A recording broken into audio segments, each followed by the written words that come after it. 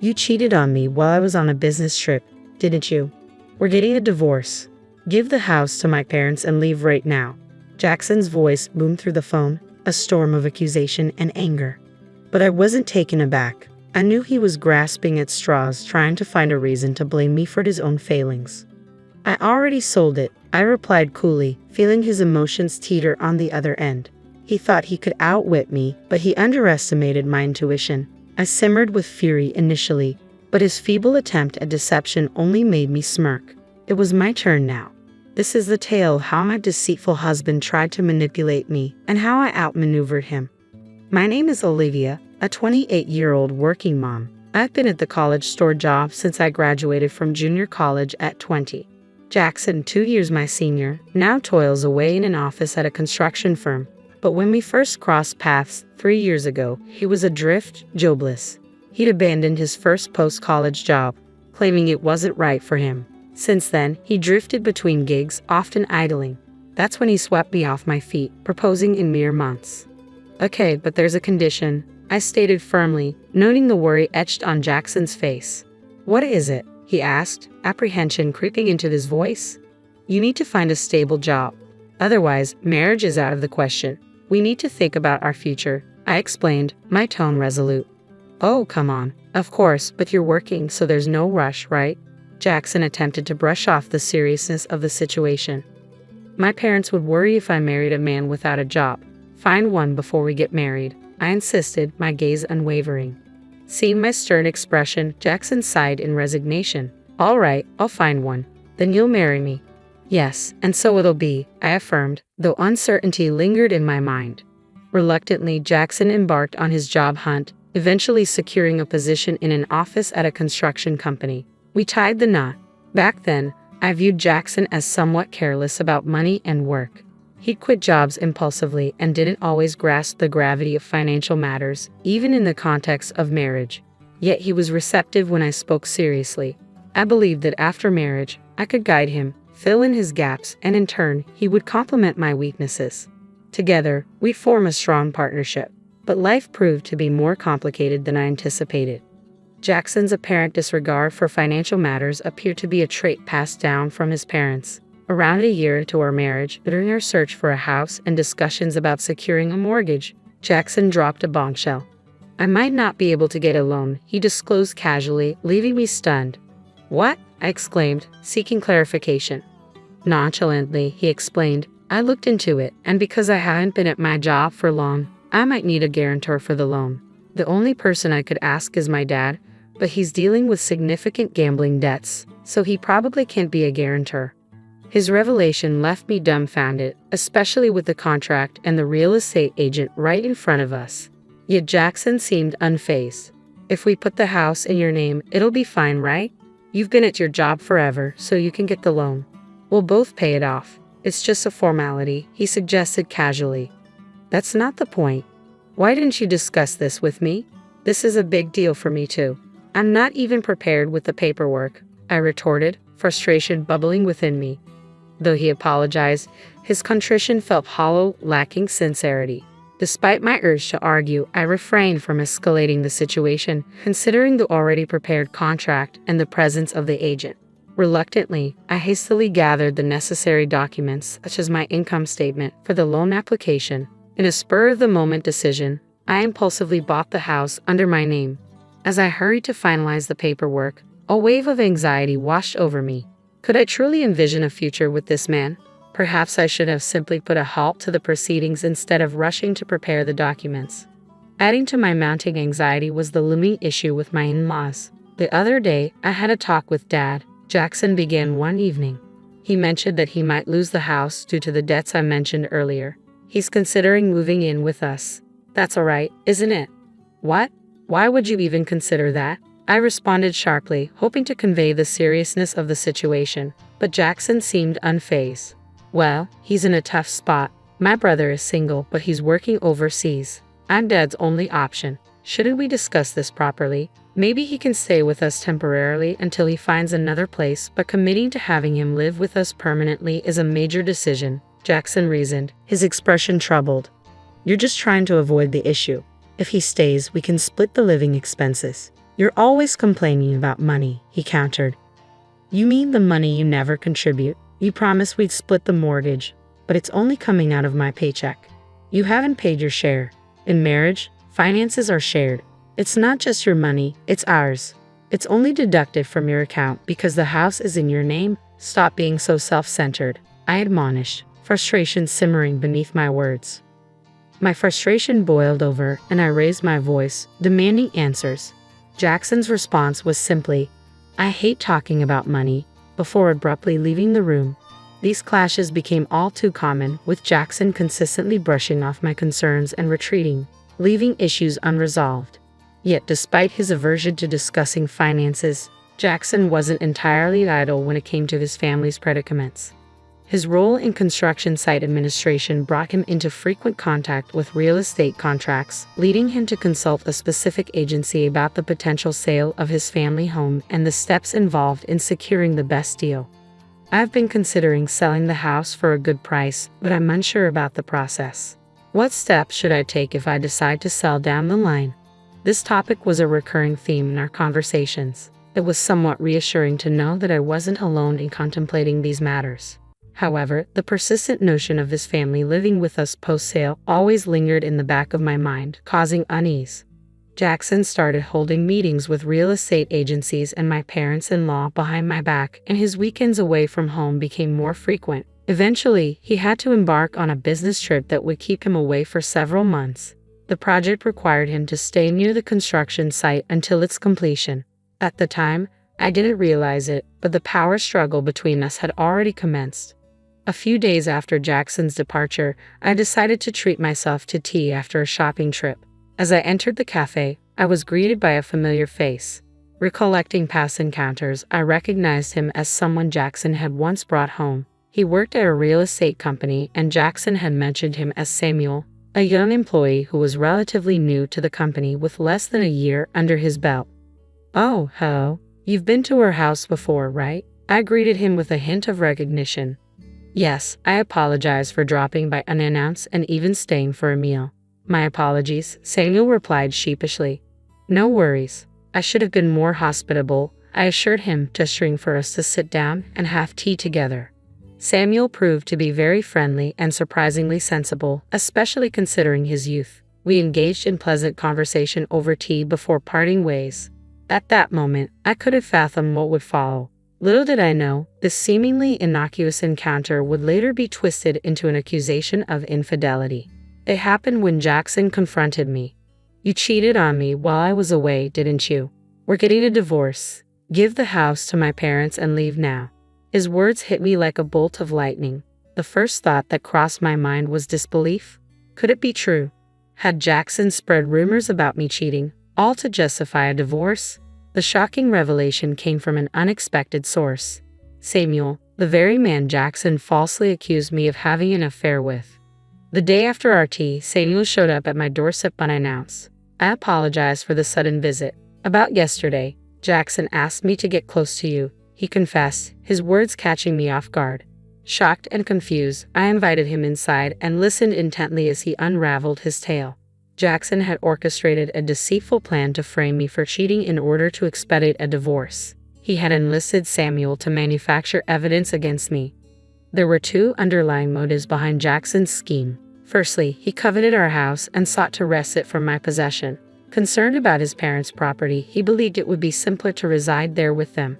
However, my objection to the arrangement thwarted his plan, leading him to concoct a scheme to evict me and claim the house for himself. Secondly, Jackson was engaged in an extramarital affair. Under the guise of discussing matters with my parents-in-law, he spent weekends with his mistress. Consumed by his infatuation, he viewed me, his wife, as an impediment to his happiness. By framing me for infidelity, he aimed to secure financial compensation in the divorce settlement. I always underestimated Jackson's intelligence, but he certainly proved to be cunning in the worst ways. "Despicable," I muttered under my breath, my disdain evident. Samuel offered his apologies, but I had no intention of aiding Jackson in his deceitful scheme. I refused to be manipulated for such nefarious purposes. Thus, I feigned cooperation while secretly plotting to outmaneuver him. Taking advantage of Samuel's real estate expertise, I listened as he provided various suggestions. Eventually, he proposed a bold idea. You should sell the house while Jackson is away on his trip. When I finally uttered the words, I sold it, Jackson's reaction was a mixture of confusion and disbelief. What? He managed to sputter, clearly at a loss for words. Seeing his stunned expression, I resolved to twist the knife further. I recounted everything I learned from Samuel, including the recordings he provided. You were attempting to fabricate evidence to make it appear as though I was having an affair with him. If we divorce now, I can pursue alimony and court proceedings, I explained calmly, watching Jackson's bewildered expression as he repeated, Why? Why? But I had another revelation to share. You might not have realized, but Samuel isn't just an ordinary employee. He's actually the son of the company's CEO. Jackson's shock was palpable. What? How could I have missed that? He exclaimed, his confusion deepening. It was clear he had underestimated the gravity of the situation.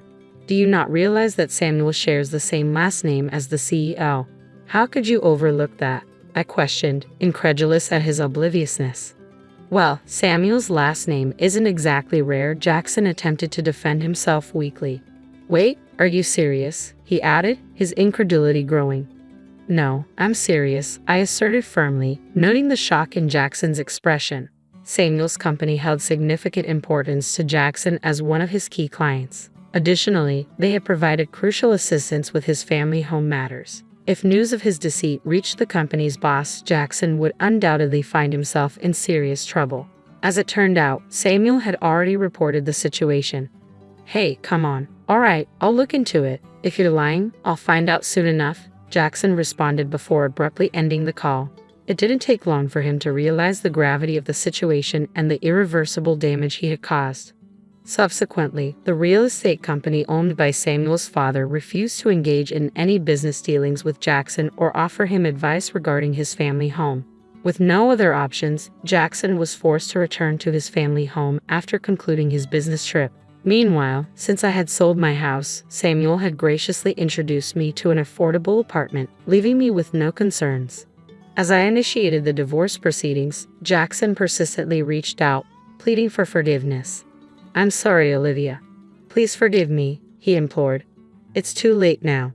You attempted to manipulate someone into trapping me. Why should I believe anything you say? I retorted, my resolve unyielding. Don't say that. Once we're divorced, you can marry that other woman, right? That's what you wanted, isn't it? I questioned, hoping to reaffirm his intentions. Yes, but she apparently had someone else she liked and dumped me. What a pathetic story, Jackson admitted with a hint of bitterness. Even if that's the case, don't expect me to welcome you back with open arms, I responded firmly, my patience wearing thin. With a sigh, I ended the call. Despite my efforts to keep my current address undisclosed, Jackson's relentless barrage of calls persisted. Each time, he'd plead, don't leave me. Help me, I'll be a good husband, his promises ringing hollow in my ears. I grew increasingly exasperated with his empty pleas.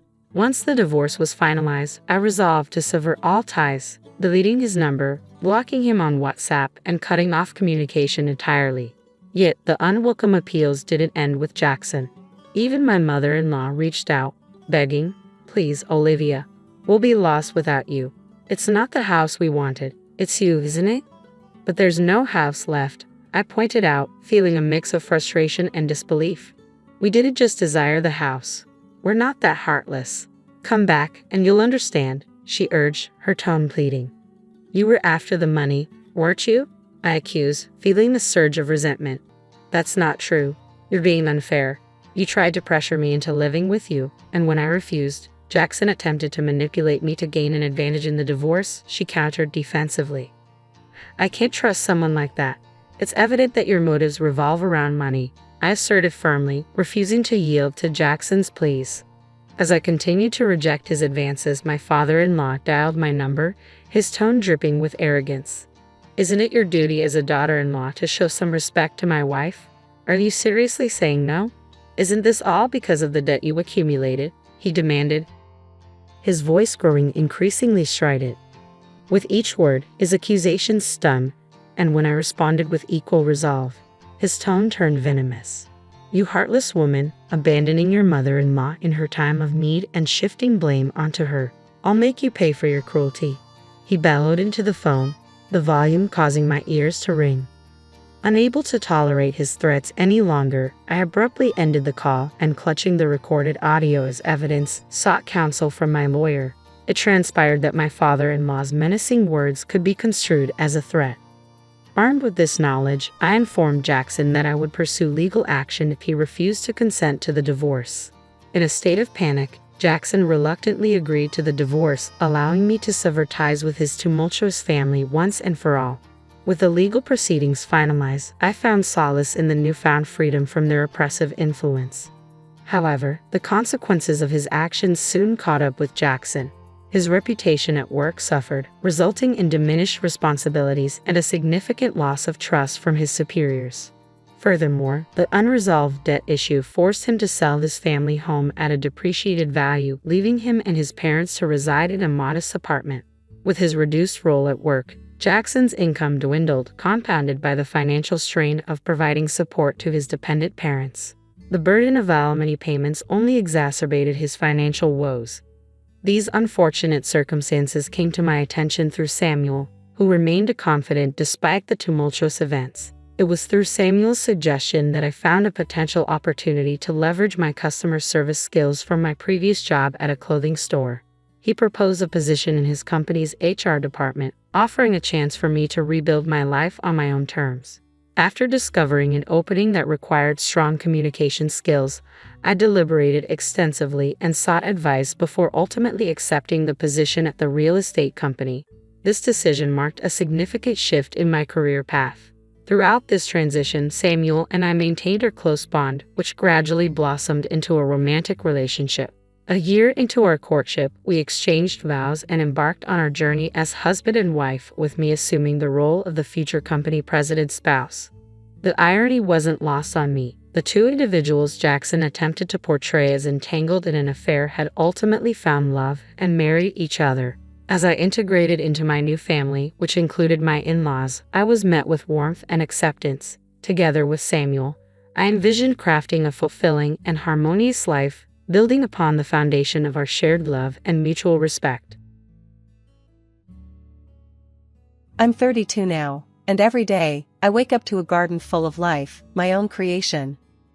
My house, a cozy little thing surrounded by blooms and greenery, was the last gift from my grandma. This place is more than just land and a building. It's a testament to a battle I've fought since I was a kid, a battle against my own blood. In our family, owning the local restaurant wasn't just a job, it was an identity, passed down like some sacred torch. My brother, Mike, he took to it like a fish to water. Me? I was the odd one out, the black sheep with her head stuck in the dirt. Literally, according to my folks and Mike. A gardener, they'd sneer, as if the word left a bad taste in their mouths. Dinner conversations were a minefield. "Eva, look at ya, dirt under your nails at the dinner table. Ain't proper," Dad would grumble, his disapproval as heavy as his hand on the back of my chair. Mom would nod, her eyes darting between my hands and Mike's clean, expected ones. "He's right, Eva. You're not a child anymore. It's time you started thinking about your future in the restaurant, not playing in the mud." Only Grandma got it. She was my harbor in the storm, the one person who saw the dirt under my nails, not as a sign of disobedience, but as a badge of honor. "Let the girl be," she'd chime in, her voice calm, but firm against the rising tide of my parents' disappointment. "She's got a gift, don't you see? All this," she'd wave a hand over the garden. "It's not just dirt. It's life, it's passion." Grandma was the one who introduced me to the wonders of gardening. She'd talk about plants like they were old friends, each with their own quirks and needs.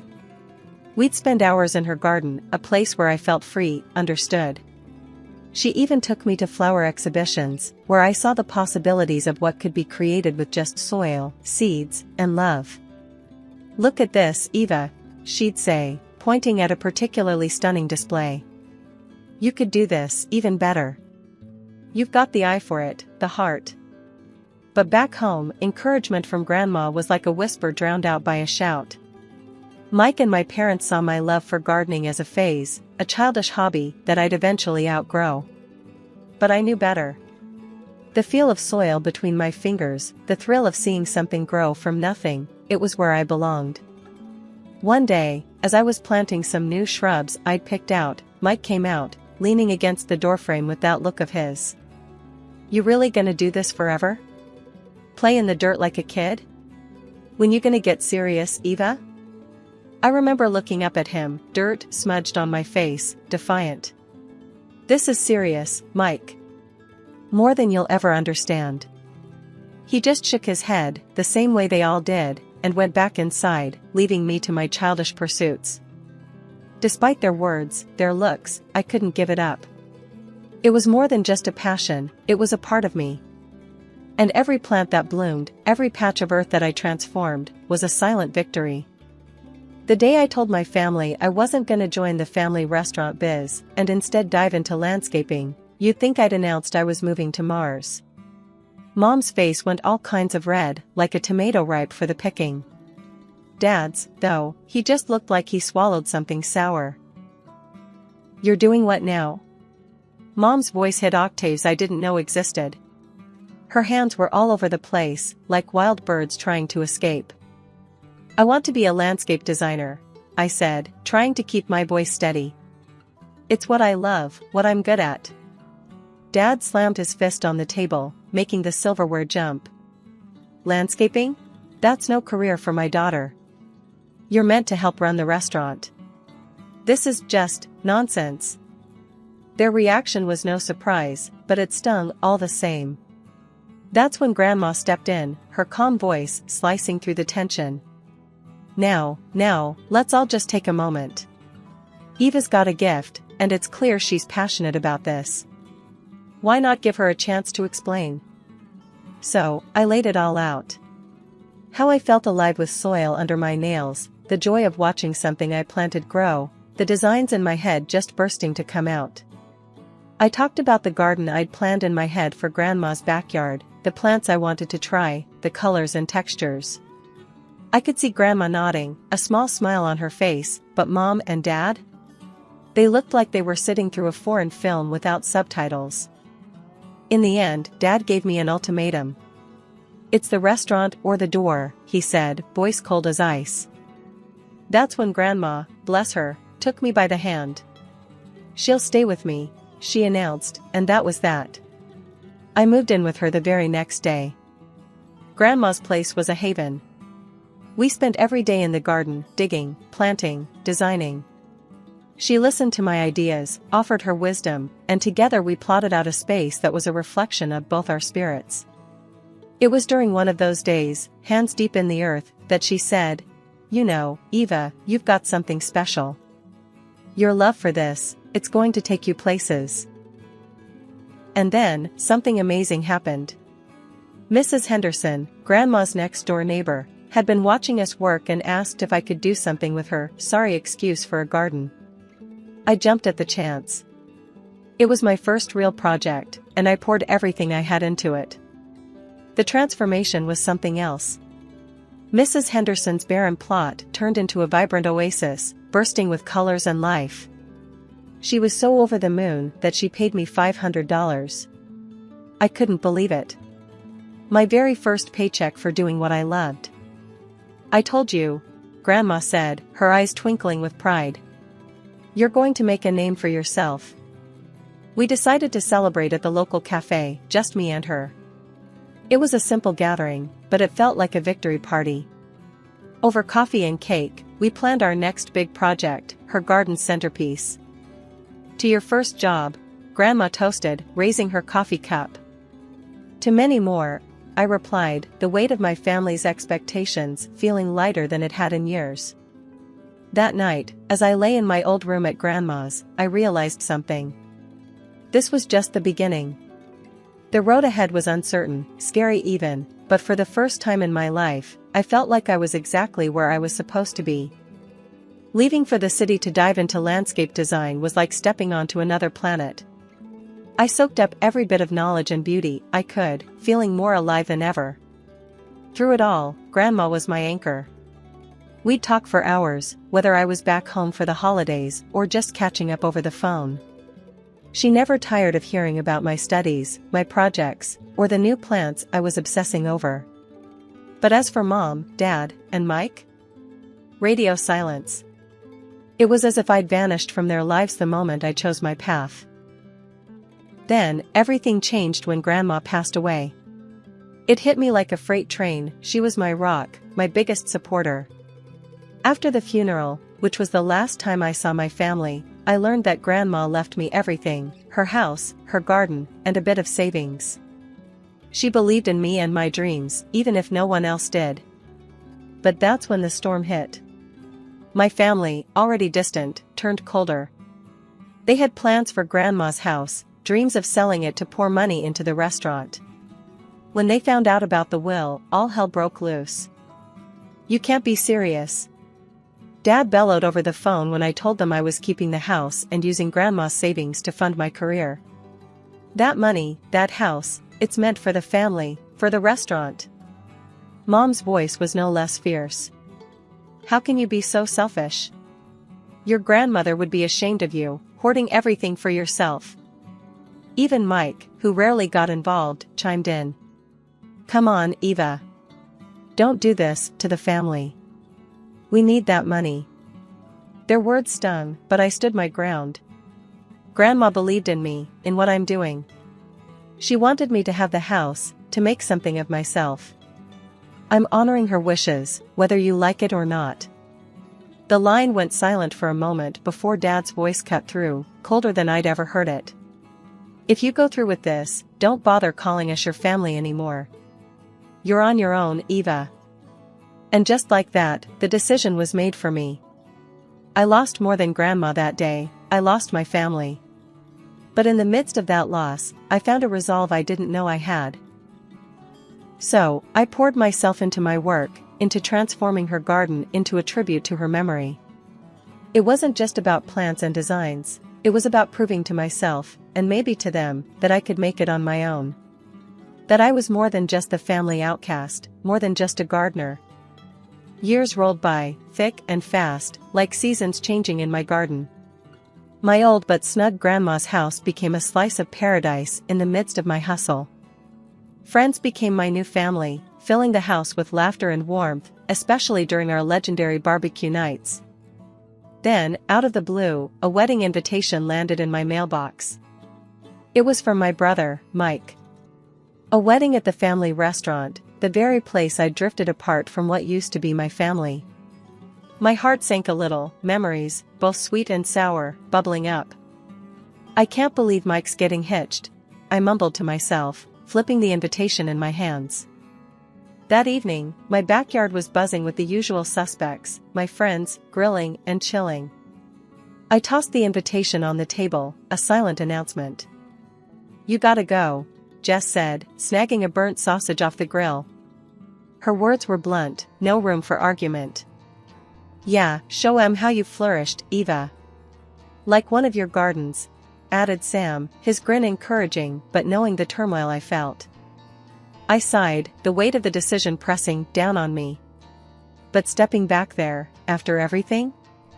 It's not about them, Eva. It's about closure, for you. And who knows, maybe a fresh start? Jess nudged, always the optimist. Their words, a mix of wisdom and whiskey, finally got to me. "All right, I'll go. For Grandma, if nothing else," I conceded, my voice a mix of determination and dread. The next few days were a whirlwind of preparations. I found myself in front of a mirror, trying on a dress that felt like armor. It was beautiful, in a way that whispered confidence and grace, not just to the world but to me, too. "I'm doing this," I whispered to my reflection, a promise to the woman staring back. Choosing a gift for Mike was another battle. What do you gift someone who's drifted so far away? They're more a memory than a brother.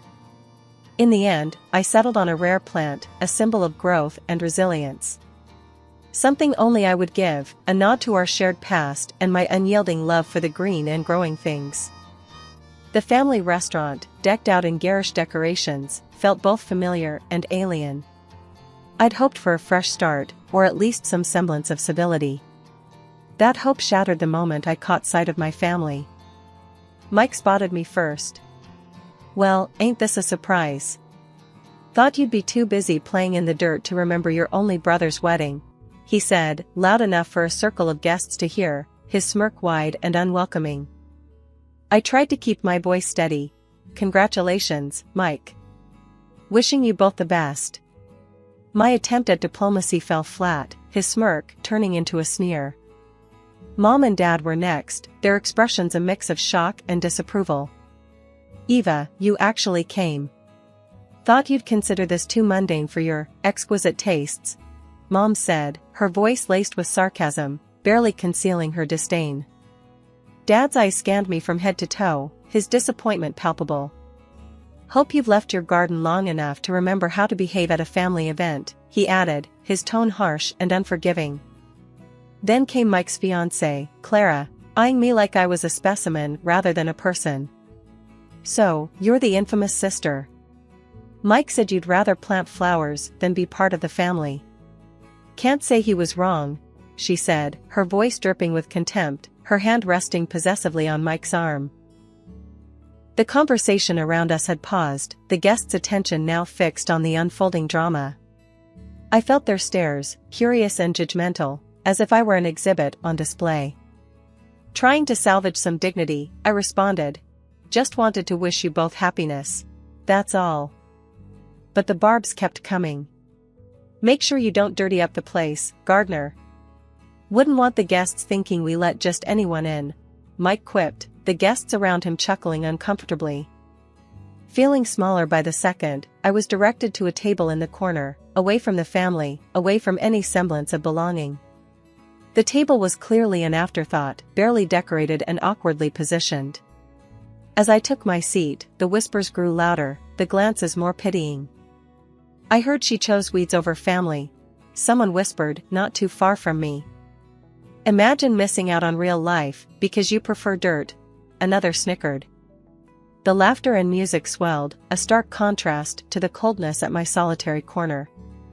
I was an outsider here, surrounded by people who knew me only by the scornful stories they'd heard. As the wedding dragged on, with me tucked away in my corner like an afterthought, the atmosphere started to shift. The night was filled with the usual wedding fare, dancing, toasts, and a bit too much alcohol for some.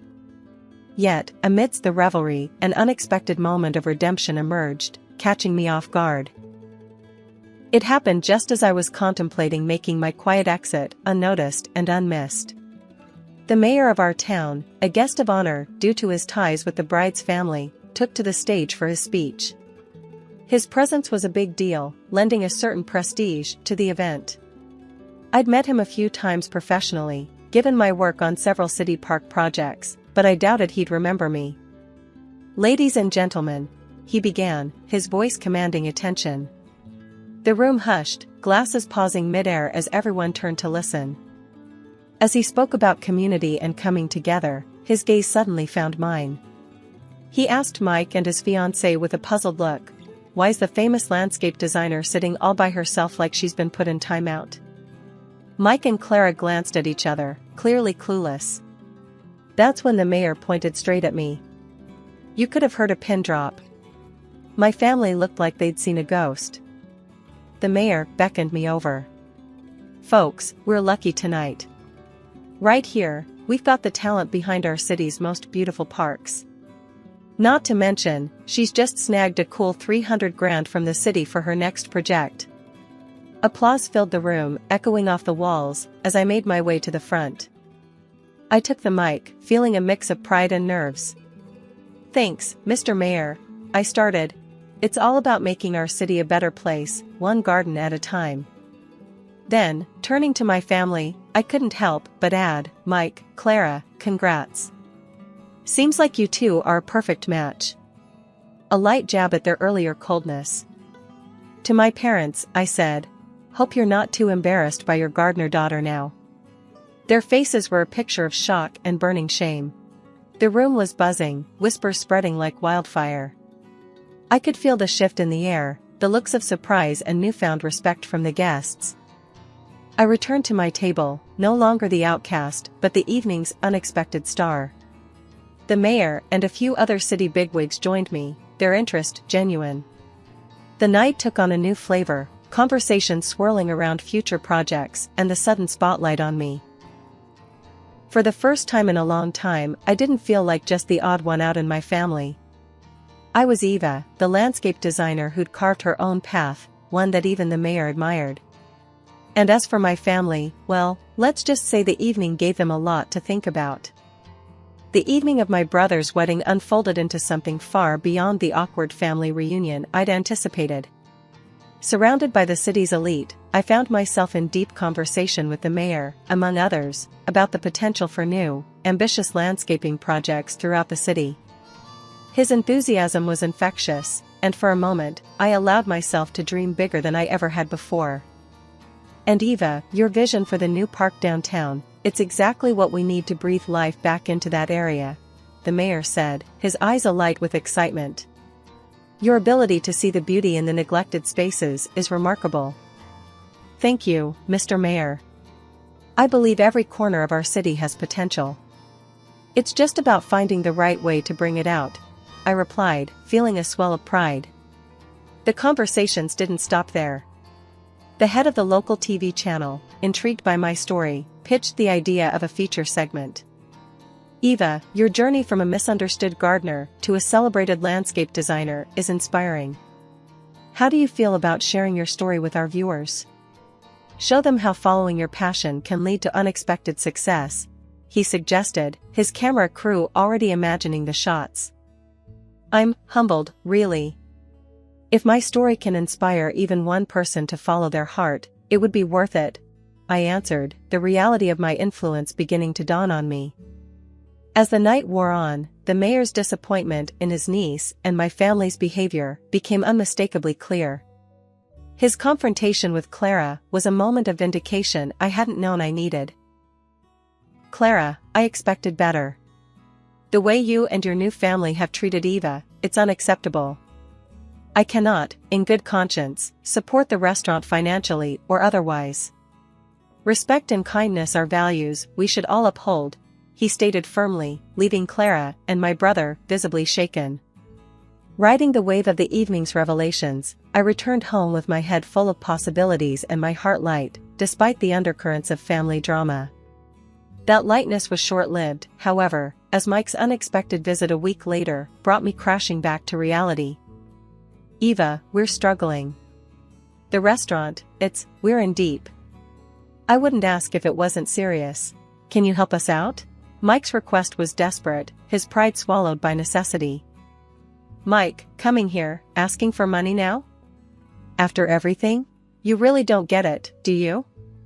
I built my life, my career, on my own, despite how you all treated me. No, I won't bail you out, I said, my voice steady, my resolve unwavering. His departure was followed by a call from our parents, their tones sugary, their intentions transparent.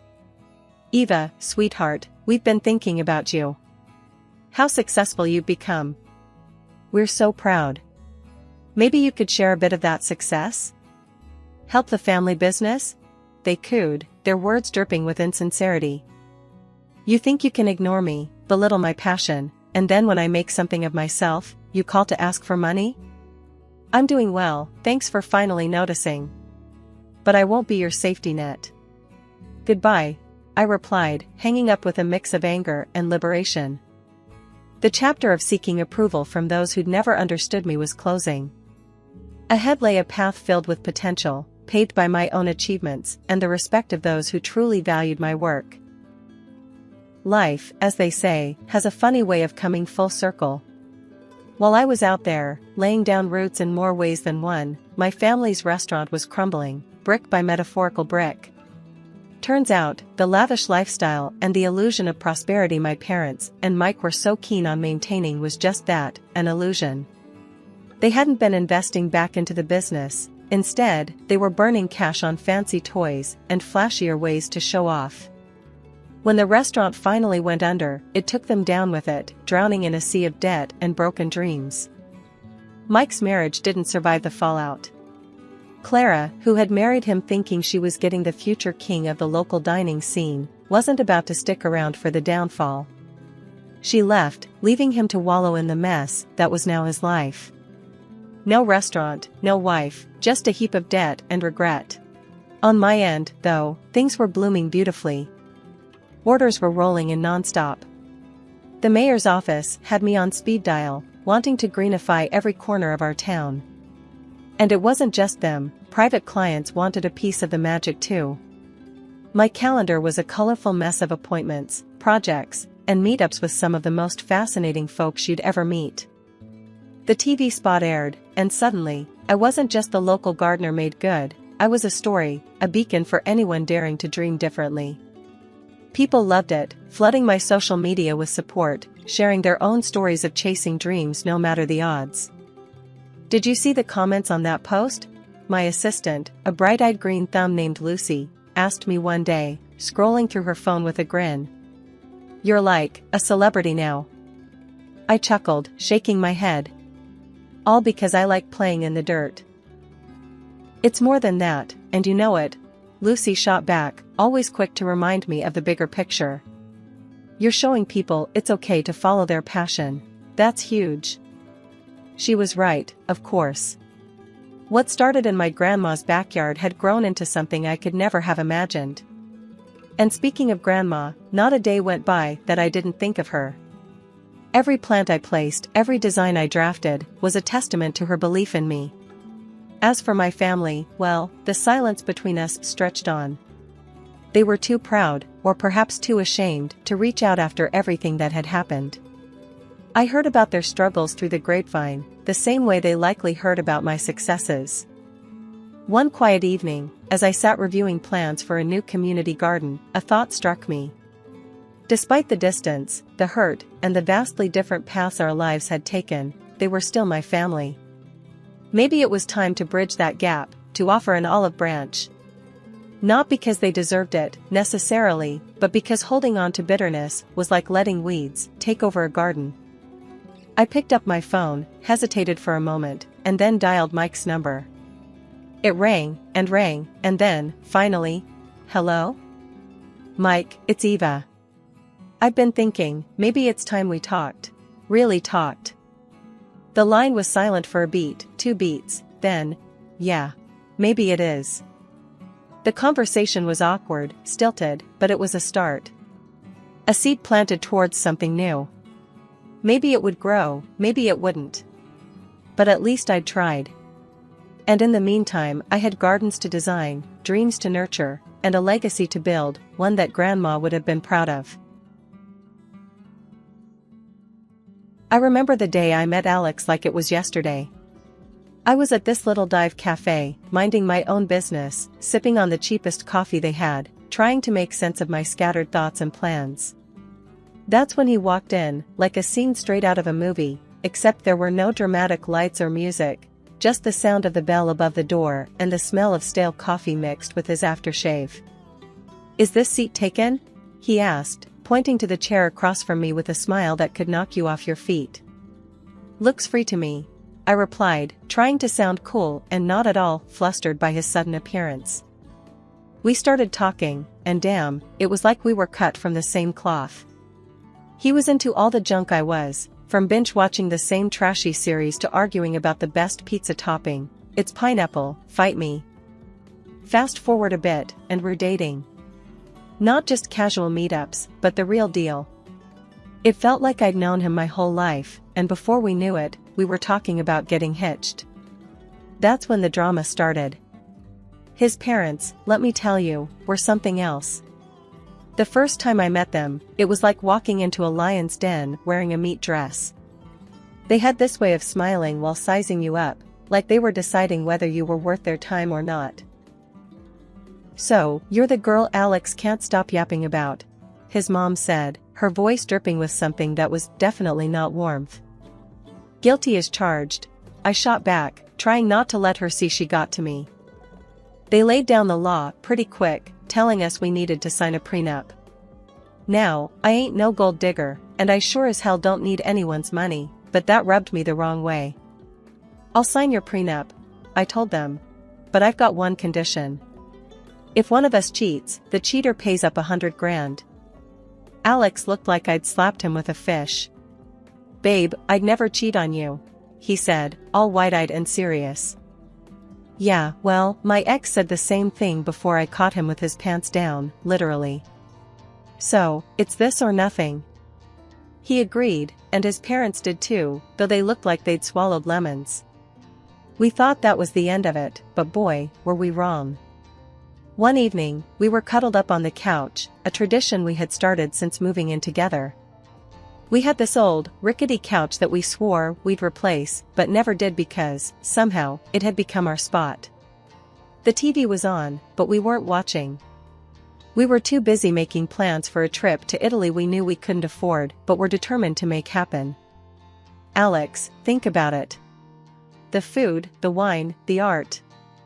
We have to go, I said, my eyes sparkling with excitement. Alex laughed, wrapping his arm tighter around me. Emily, babe, you had me at food. But let's face it, our bank account is more camping in the backyard than romantic getaway to Venice. I playfully nudged him. So, we'll save. We'll cut back on. I don't know, things we don't need, like your video games. He feigned horror. Not the video games. Take my shirts, my shoes, even my beloved coffee maker, but leave the games alone. We laughed, but that was us, always dreaming big but grounded in the reality of our modest lives. We didn't care, we were happy. The happiness wasn't just in the big moments, it was in the little things, too. Like how Alex would make breakfast on Saturdays. He couldn't cook to save his life, but he'd somehow mastered the art of scrambled eggs and toast, which he'd serve with a side of his terrible coffee. I loved those mornings. Hey, I'm thinking scrambled eggs today, what do you think? He'd ask, already heading to the kitchen. Only if you promise not to burn the toast this time, I'd call out, followed by, and I'm making the coffee. One day, the topic we had been avoiding came up. We were doing dishes together, a mundane task that somehow felt special because we were doing it together. Emily, we need to talk about, starting a family, Alex said, breaking the comfortable silence. I paused, a plate in hand. I know. It's scary, isn't it? What if we can't? Alex turned to me, drying his hands on a towel. Then we'll deal with it, together. But we won't know until we try, right? I mean, how hard can it be? I laughed, a mix of nerves and love. Famous last words, babe. But that's how it was with us. No matter what we were facing, we faced it together. Even when his mom started dropping not-so-subtle hints about grandchildren every chance she got, we took it in stride. Emily, darling, when are you going to give me some grandbabies? You're not getting any younger, she'd say, her voice sweet but the message anything but. I'd bite my tongue, smile, and say, we're working on it, aren't we, Alex? And he'd jump in, yeah, Mom, lay off, will you? These things take time. But as the year went on, the pressure started to build, not just from his mom, but from within. We wanted a family, but it wasn't happening as easily as we had hoped. Ever since Judy found her new hobby of making my life a living hell, our home turned into a battleground, and the main weapon was her sharp tongue. It wasn't just about the occasional jibe anymore, it was an all-out war, with daily assaults on my self-esteem and role as a wife. It all spiraled one Sunday lunch, a day that was supposed to be laid back and peaceful. Judy, with her uncanny timing, dropped by uninvited, just as we were about to sit down. The air was tense the moment she walked in, her eyes scanning the room like she was about to conduct a military inspection. Well, isn't this quaint? She started, her voice dripping with sarcasm as she looked at the modest spread I'd prepared. You really outdid yourself, Emily. I can see you've been slaving away in the kitchen all morning. Her eyes briefly met mine, a smirk playing at the corners of her mouth. Trying to keep the peace, I forced a smile. It's nothing fancy, Judy. Just something simple and quick. Please, have a seat. As we sat down, the barrage began in earnest. You know, Emily, Judy said, loading her voice with condescension. I was talking to Mrs. Henderson the other day, and she mentioned how her grandson was just born. It got me thinking, when are you and Alex going to give me some good news? It's not like you're getting any younger. I felt my cheeks burn, a mix of embarrassment and anger. I glanced at Alex, hoping for some support, but he was suddenly very interested in his plate. Mom, come on. Alex finally muttered, but it was half-hearted, and we all knew it. Judy plowed on, relentless. And Alex, dear, I don't mean to be cruel, but you're not a charity. You work hard for your money. Why waste it on Emily if she can't do her basic duties as a wife? A cleaning service and a cook would be much more efficient, don't you think? That's when I couldn't hold it back any longer. Judy, I am trying my best here. It's not like I don't want to have kids. And as for the house and my cooking, well, I didn't realize marriage was a service contract. Judy scoffed. Well, it's not a free ride either. You have responsibilities, Emily, which you're clearly not fulfilling. The room was heavy with tension, and I could feel the tears pricking at the back of my eyes. But what hurt the most wasn't Judy's words, it was Alex's silence. He finally spoke up, but it wasn't to defend me.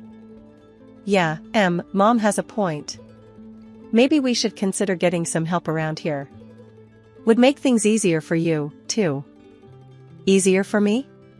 His words felt like a betrayal. It was clear I was on my own in this.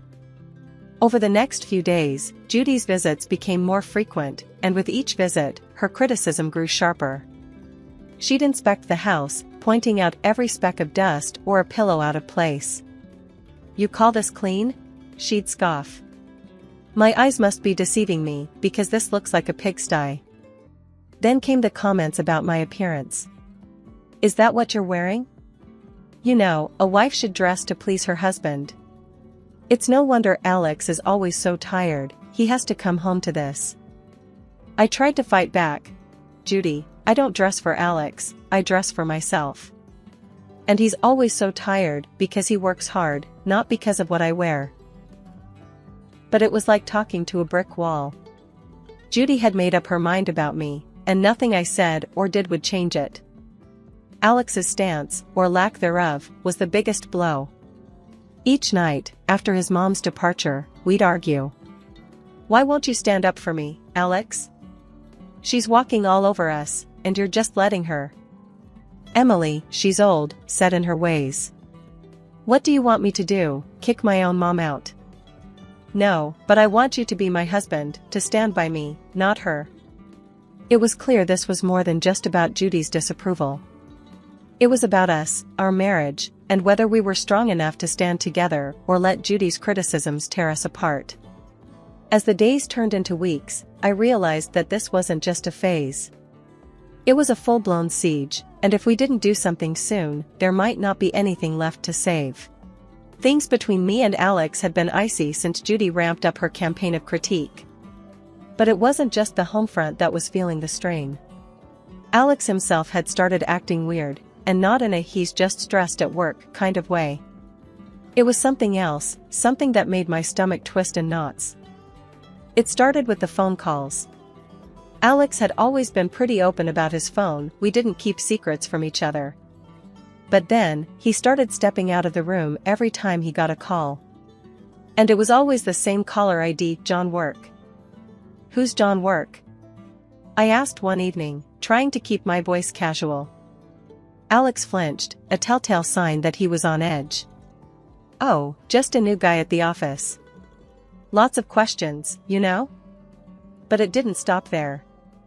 Alex, who was as far from a fashionista as you could get, suddenly started caring about his appearance. Gone were the days of graphic tees and worn-out jeans. Now, it was all crisp shirts and slacks. And cologne, he was using cologne now. Since when did he care about smelling like a department store? What's with the new look, Alex? Got a job interview or something? I joked one morning, watching him comb his hair in a way I'd never seen before. He just smirked, a little too quickly. Just felt like changing things up. No harm in that, right? And the late nights at work, they were becoming a regular thing. Another long one, babe? I'd text, trying not to sound too needy. Sorry, Em. This project is killing me. Won't be late, I promise. He'd text back, but the clock would tick well past midnight before I heard his keys in the door. I tried to shake the feeling that something was off, but it clung to me like a shadow. That's when I decided to hire a private detective. It felt like something out of a bad TV show, but I had to know for sure. The evidence came in a plain brown envelope, the contents as damning as they were heartbreaking. Photos of Alex with another woman, their intimacy undeniable, captured in frozen moments that shattered our years together. But it was the recording that cut the deepest. Their conversations, filled with endearments and plans, left no room for doubt. They were in love, or at least, he was with her. I sat there, the evidence spread out in front of me, a cold realization settling in. This was it, this was the proof that could anchor me in a stormy divorce, should it come to that. Photos that caught moments stolen from our life together, and words that betrayed every "I love you" he had ever whispered in my ear. But I kept it all a secret, a painful burden I chose to carry alone. I wasn't ready to confront him, not yet. I needed a plan, a way to navigate the wreckage of our marriage with my dignity intact. The following days were a blur. Alex continued his charade, and I played along, the perfect wife with a smile plastered on my face and a heart breaking silently. Our conversations became a dance around the truth, each word measured, every laugh forced. "Everything okay, Em? You've been quiet," Alex would ask, his concern seemingly genuine. "Yeah, just tired, you know? Work's been crazy," I'd reply, the lie tasting bitter on my tongue. It was just another mundane day, or so I thought, until I stumbled upon a conversation that would change everything. There I was, passing by the slightly ajar door to Alex's office, when their voices caught my attention. It was Alex and his mother, Judy, and they weren't just chit-chatting. The tone was serious, heavy with intent. "I'm telling you, Mom, I can't do this anymore. It's not just about the kids, I've lost all feeling for Emily. It's like we're roommates, not husband and wife." Alex's voice, strained and tired, floated through the gap. Judy's voice, ever so sharp, replied, "Well, of course, you feel that way. She's not given you a child, and let's be honest, what else has she brought to this marriage? But let's not be hasty. My 70th birthday is coming up, and we wouldn't want to miss out on a generous gift from her, now would we?" The cynicism in her voice was like a knife twisting in my gut. They were plotting against me, using me until they deemed it convenient to throw me aside. "And after we get a nice, expensive gift, we can kick her to the curb, right?" Alex said, his voice cold and calculating. "Exactly, dear. Just bide your time a little longer," Judy confirmed, her voice dripping with malice. I stood there, rooted to the spot, a mix of shock and anger boiling inside me. They were planning my exit from this family as casually as one would plan a grocery list. The hurt was deep, but it sparked something else in me, a burning desire for revenge. They thought they could use me, discard me at their convenience? I'd show them I wasn't just some pawn in their twisted game. A few days later, during a family dinner that felt more like a farce than a meal, Judy brought up her upcoming birthday. With the same smirk that I had come to despise, she leaned in and asked, "So, Emily, dear, what are you planning for my birthday? Something special, I hope." I met her gaze, my face a mask of calm. "Actually, Judy, I was thinking of throwing you a dinner at the city's most luxurious restaurant. A night you won't forget." Her eyes lit up with greed, and she exchanged a quick, satisfied look with Alex. They thought they had me cornered, but little did they know, I was already 2 steps ahead. "Oh, Emily, that sounds delightful. Just close family, you know. Keep it intimate," Judy said, her voice oozing fake sweetness. "Of course, Judy. It'll be our pleasure," I replied, the words tasting like ash in my mouth. The weeks leading up to Judy's 70th birthday felt like a slow march towards D-Day. Every smirk from her, every indifferent shrug from Alex, fueled my resolve. The plan was simple yet bold, just like the movies: host a lavish dinner at the city's most luxurious restaurant under the guise of a loving gesture, then drop the bombshell. But, like any good plot, the devil was in the details. The night before the party, the tension at home was palpable. Alex, oblivious to the storm brewing, was casually lounging on the couch, scrolling through his phone. "Everything set for tomorrow?" he asked, not looking up. "Oh, you could say that," I replied, my tone light, belying the turmoil inside.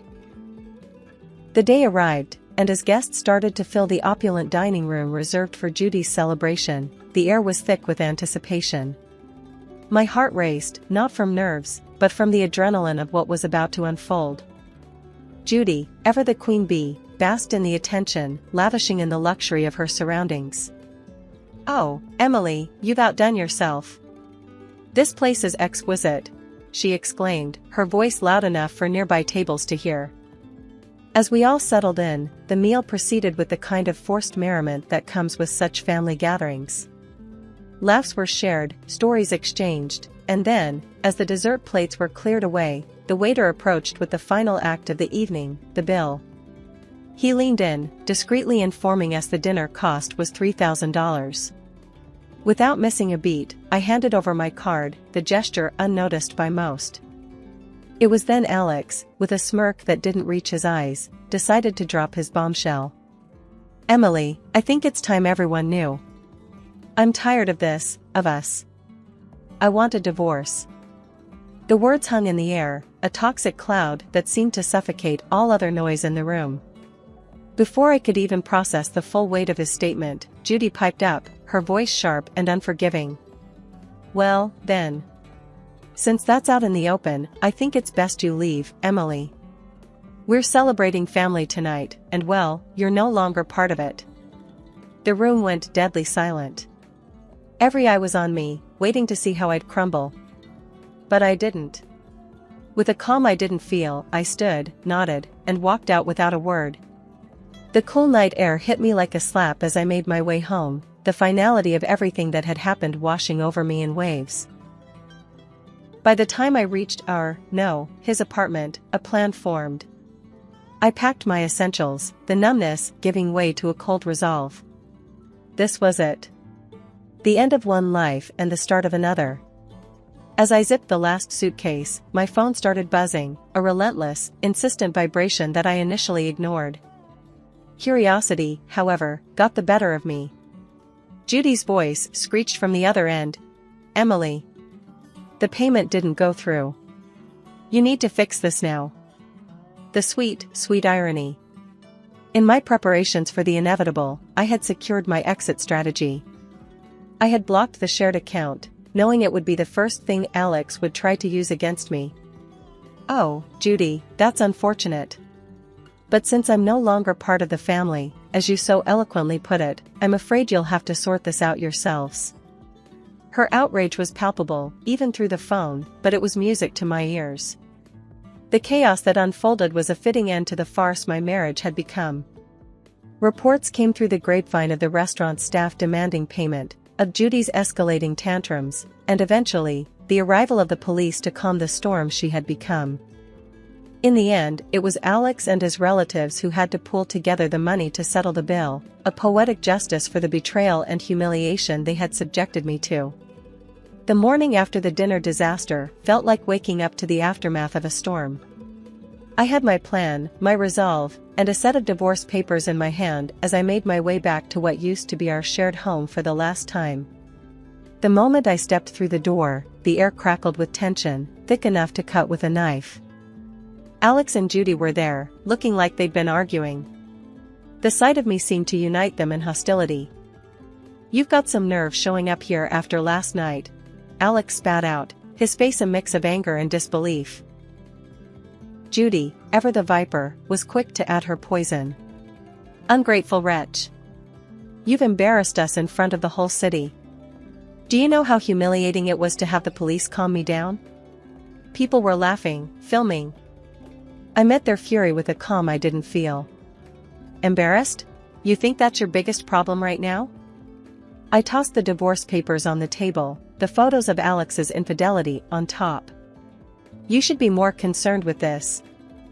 The color drained from Alex's face as he picked up the photos, his mother peering over his shoulder.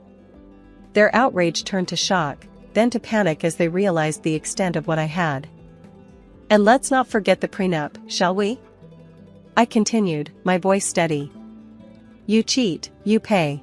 $100,000, to be exact. Judy's face twisted into a snarl. You wouldn't dare. You can't do this to us. Oh, but I can. And I will. My tone was cold, final. Alex, the reality of the situation finally dawning on him, switched tactics. Please. Let's talk about this. We can fix it. I couldn't help but laugh, bitter and hard. Fix it? You think you can just undo everything with a few words? No, Alex. It's done. Judy, ever the manipulator, tried a softer approach, her voice dripping with faux concern. Emily, darling, think about what you're doing. This will ruin us. That ship has sailed, Judy. You should have thought about that before. The begging turned to pleading, their words a desperate scramble to salvage what they could. But my mind was made up. I was done being the victim, done with their lies and manipulations. In the end, Alex had no choice but to borrow the money from his parents to pay me. As I left that house for the last time, check in hand, I felt a weight lift off my shoulders.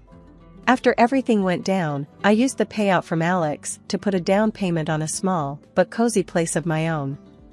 It's funny, you know, how much peace you can find in the walls of a place that's just yours, where every nook feels like a sanctuary from the chaos of the past. Life's quieter now, and I like it that way. I've got a job that keeps me busy, neighbors who nod and smile, and a little garden that's all mine to tend to. But every once in a while, the grapevine tosses a juicy bit my way about Alex and Judy. Just the other day, I was grabbing coffee from the corner spot where locals hang, and I'd bumped into someone from the old neighborhood. After the usual pleasantries, they leaned in, voice dropping to a conspiratorial whisper. Hey, have you heard about the latest drama with your ex and his mom? They asked, eyes gleaming with the thrill of gossip.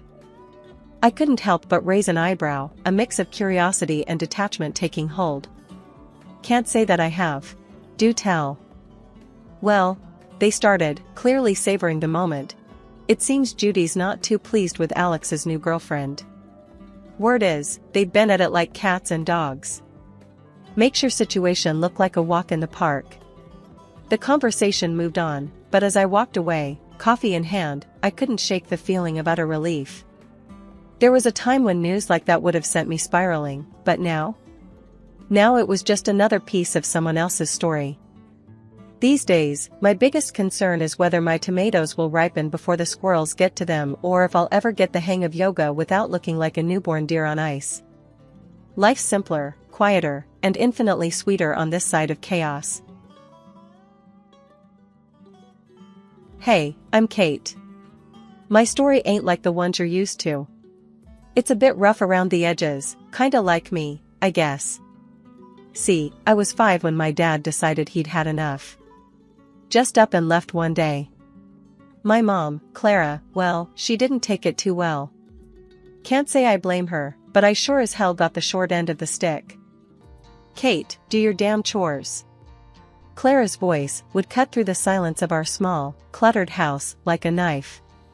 She had this way of making me feel like I was nothing but a burden. I'm doing them, Mom. I'd shoot back, trying to keep my voice steady. I learned early on that talking back only made things worse, but sometimes I couldn't help myself. She'd just scoff, muttering something about me being just as useless as my dad. That stung. I didn't even remember him that well, but according to Clara, I was his spitting image, a constant, living reminder of the man who left us. Most days, she'd be out, trying to scrape together a life for us, or that's what she claimed. I spent a lot of nights alone, or worse, with her friends who barely tolerated my presence. Keep an eye on Kate, she'd say, as if I was some pet she couldn't be bothered to care for. The few times she was home, affection was in short supply. A head pat here, a distracted there as I tried to tell her about my day. It was like talking to a wall. One evening, I tried to hug her. I just wanted to feel like her daughter, you know? She stiffened up and pushed me away. "What do you want now?" she snapped, eyeing me like I'd asked for the moon. "Nothing," I mumbled, stepping back. I learned to stop asking for hugs after that. School wasn't much better. I was the quiet kid, the one with the hand-me-down clothes, and the absent mom at every parent-teacher meeting. "Why's your mom never here, Kate?" the other kids would ask. What was I supposed to say? That she didn't care? One day, Clara came home in a foul mood, worse than usual. She'd had a fight with one of her friends, the kind that was supposed to watch me, but just let me fend for myself. "Why can't you be more like other kids, Kate? Look at you, sitting there with your stupid books. You're just like your father, a complete waste of space." I bit my lip, holding back tears. Arguing would only make it worse. "Sorry, Mom," was all I could say, even though I didn't understand what I was apologizing for. That night, I lay in bed, listening to the silence of the house. It was overwhelming, the feeling of being so unloved, so unwanted. I promised myself that one day, things would be different. I wouldn't end up bitter and alone like Clara. I didn't know how I'd make it happen, but I had to believe there was more to life than this. Then Mark came along. Mom married him in a whirlwind, and suddenly, we were a family again. But when Lily was born, it was as if I became invisible, a ghost wandering the halls of a house that no longer felt like home. "Kate, look at your sister. Why can't you be more like her?" Mom would often say, her gaze fixed on Lily with a warmth I hadn't seen in years.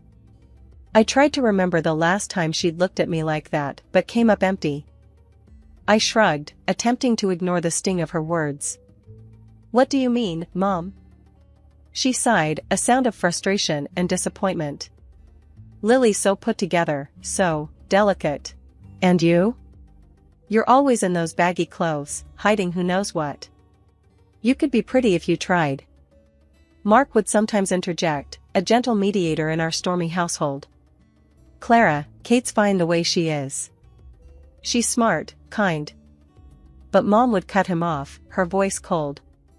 "I'm talking to my daughter, Mark. Stay out of this." The divide between Lily and me grew as she embraced her role as the cherished child. She knew she was the favorite and used it to her advantage, sabotaging me with a smile on her face. "Mom, Kate won't share her makeup with me," Lily would lie, knowing full well I had barely enough for myself. "I bought that for both of you," Mom would snap at me, without bothering to check the truth. "Why do you always have to be so selfish?" But I'd start, only to be silenced by a look. Mark, bless his heart, tried to make peace, but his efforts were often in vain. One evening, as I helped Lily with her homework, she deliberately knocked her glass of juice over my papers. "Oops," she said, not a hint of remorse in her voice. "Lily, apologize to your sister," Mark said firmly, witnessing the scene. Lily pouted, turning her manipulation skills on. "I didn't mean to, Daddy." "I'm sorry, Kate," she lied, her apology as empty as her gaze. Mom walked in at the tail end, her eyes darting between us. Without missing a beat, she sided with Lily. "Kate, can't you see she's sorry? Stop making a scene and clean this up." Frustration boiling within me, I cleaned up the mess, the injustice of it all burning in my chest. It was always the same, Lily's word against mine, and I was always the villain in Mom's eyes. One day, feeling a mix of desperation and longing for a connection, I called Mark Dad in a moment of vulnerability. It slipped out, natural as breathing, but the fallout was immediate and harsh. Mom's face twisted into a mask of fury. "How dare you? You have a father, Kate, and Mark is not him.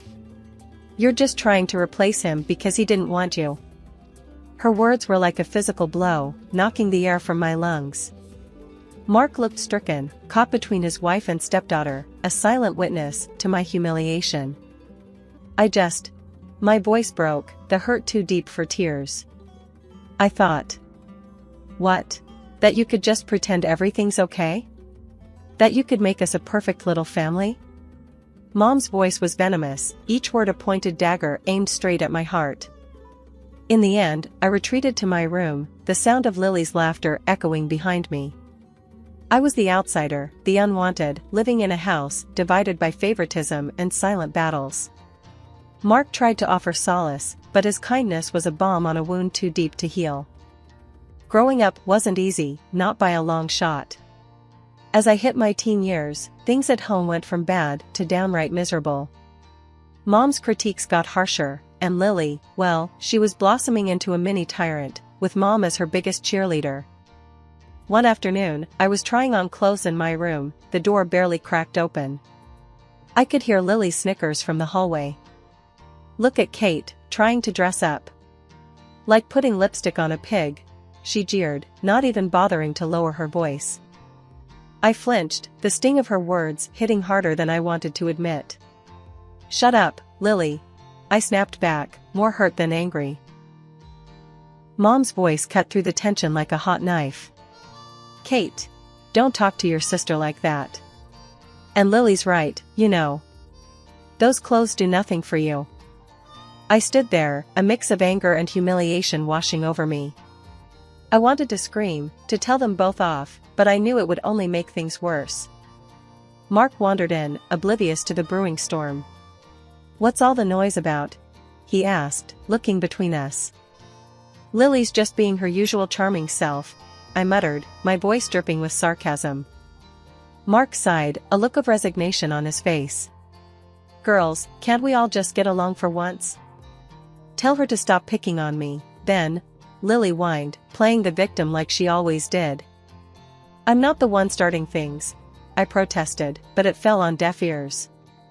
Mark just shook his head and walked away, leaving me to fend for myself yet again. The next day at school, I overheard some kids talking about a party. For a fleeting moment, I entertained the idea of going, of being normal, for a change. But then reality crashed back in. I couldn't bring anyone home. Mom would make sure any friend or boy I liked would run for the hills with her comments. One evening, Mom was on one of her tirades about my appearance. "You could be pretty if you actually tried, Kate. Look at Lily, she takes care of herself." I was at my breaking point. "Why do you always compare me to her? I'm not Lily." Mom just rolled her eyes. "Because she sets a good example. You could learn a lot from your sister." The words felt like a slap in the face. It was always Lily, always about how perfect she was, and how I just couldn't measure up. I stormed off, my heart pounding in my chest. Alone in my room, I let the tears come. It was clear I was the odd one out in this family, the constant disappointment. And no matter how hard I tried, it felt like it would never be enough. Finding love should have been exciting, right? For most people, maybe, but for me, it felt like walking through a minefield blindfolded. After everything at home, I was hungry for a bit of tenderness, something real and warm. But every time I thought I found it, boom, everything blew up in my face. I met Jake at work. He was funny, had a killer smile, and didn't seem to mind my awkwardness. We hit it off, and for a minute there, I thought, hey, maybe this could be it. One night, I decided to bring him home, thinking it'd be safe. Big mistake. "Kate, who's this?" Mom asked, eyeing Jake like he was some bug she found under the sink. "This is Jake, Mom. We work together," I said, trying to keep my voice steady. Jake reached out, all polite and smiling. "Nice to meet you, ma'am." Mom just nodded, her smile tight. Once we sat down, it started. It was like she had a radar for my vulnerabilities. "So, Jake, Kate's not much of a looker, but she's got a good heart, I suppose. Keeps her room clean. That's something, right?" Mom's voice was all sweet poison, her words slathered in fake honey. I could feel my cheeks burning, my heart sinking. Jake looked at me, confusion and pity in his eyes. That look, it just about killed me. Actually, I think Kate's great. Really smart and funny, Jake said, trying to defend me, but Mom wasn't having it. Oh, sure. But you know, boys always gotta be careful. Girls like Kate, they get clingy, think every date means wedding bells. Mom went on, each word a dagger. The evening couldn't end fast enough. Jake left, and so did any hope of us. He was cool at work, but distant. Couldn't blame him. Who'd want to dive into that hot mess? It wasn't just Jake. There was Tom, Darren, and a few others.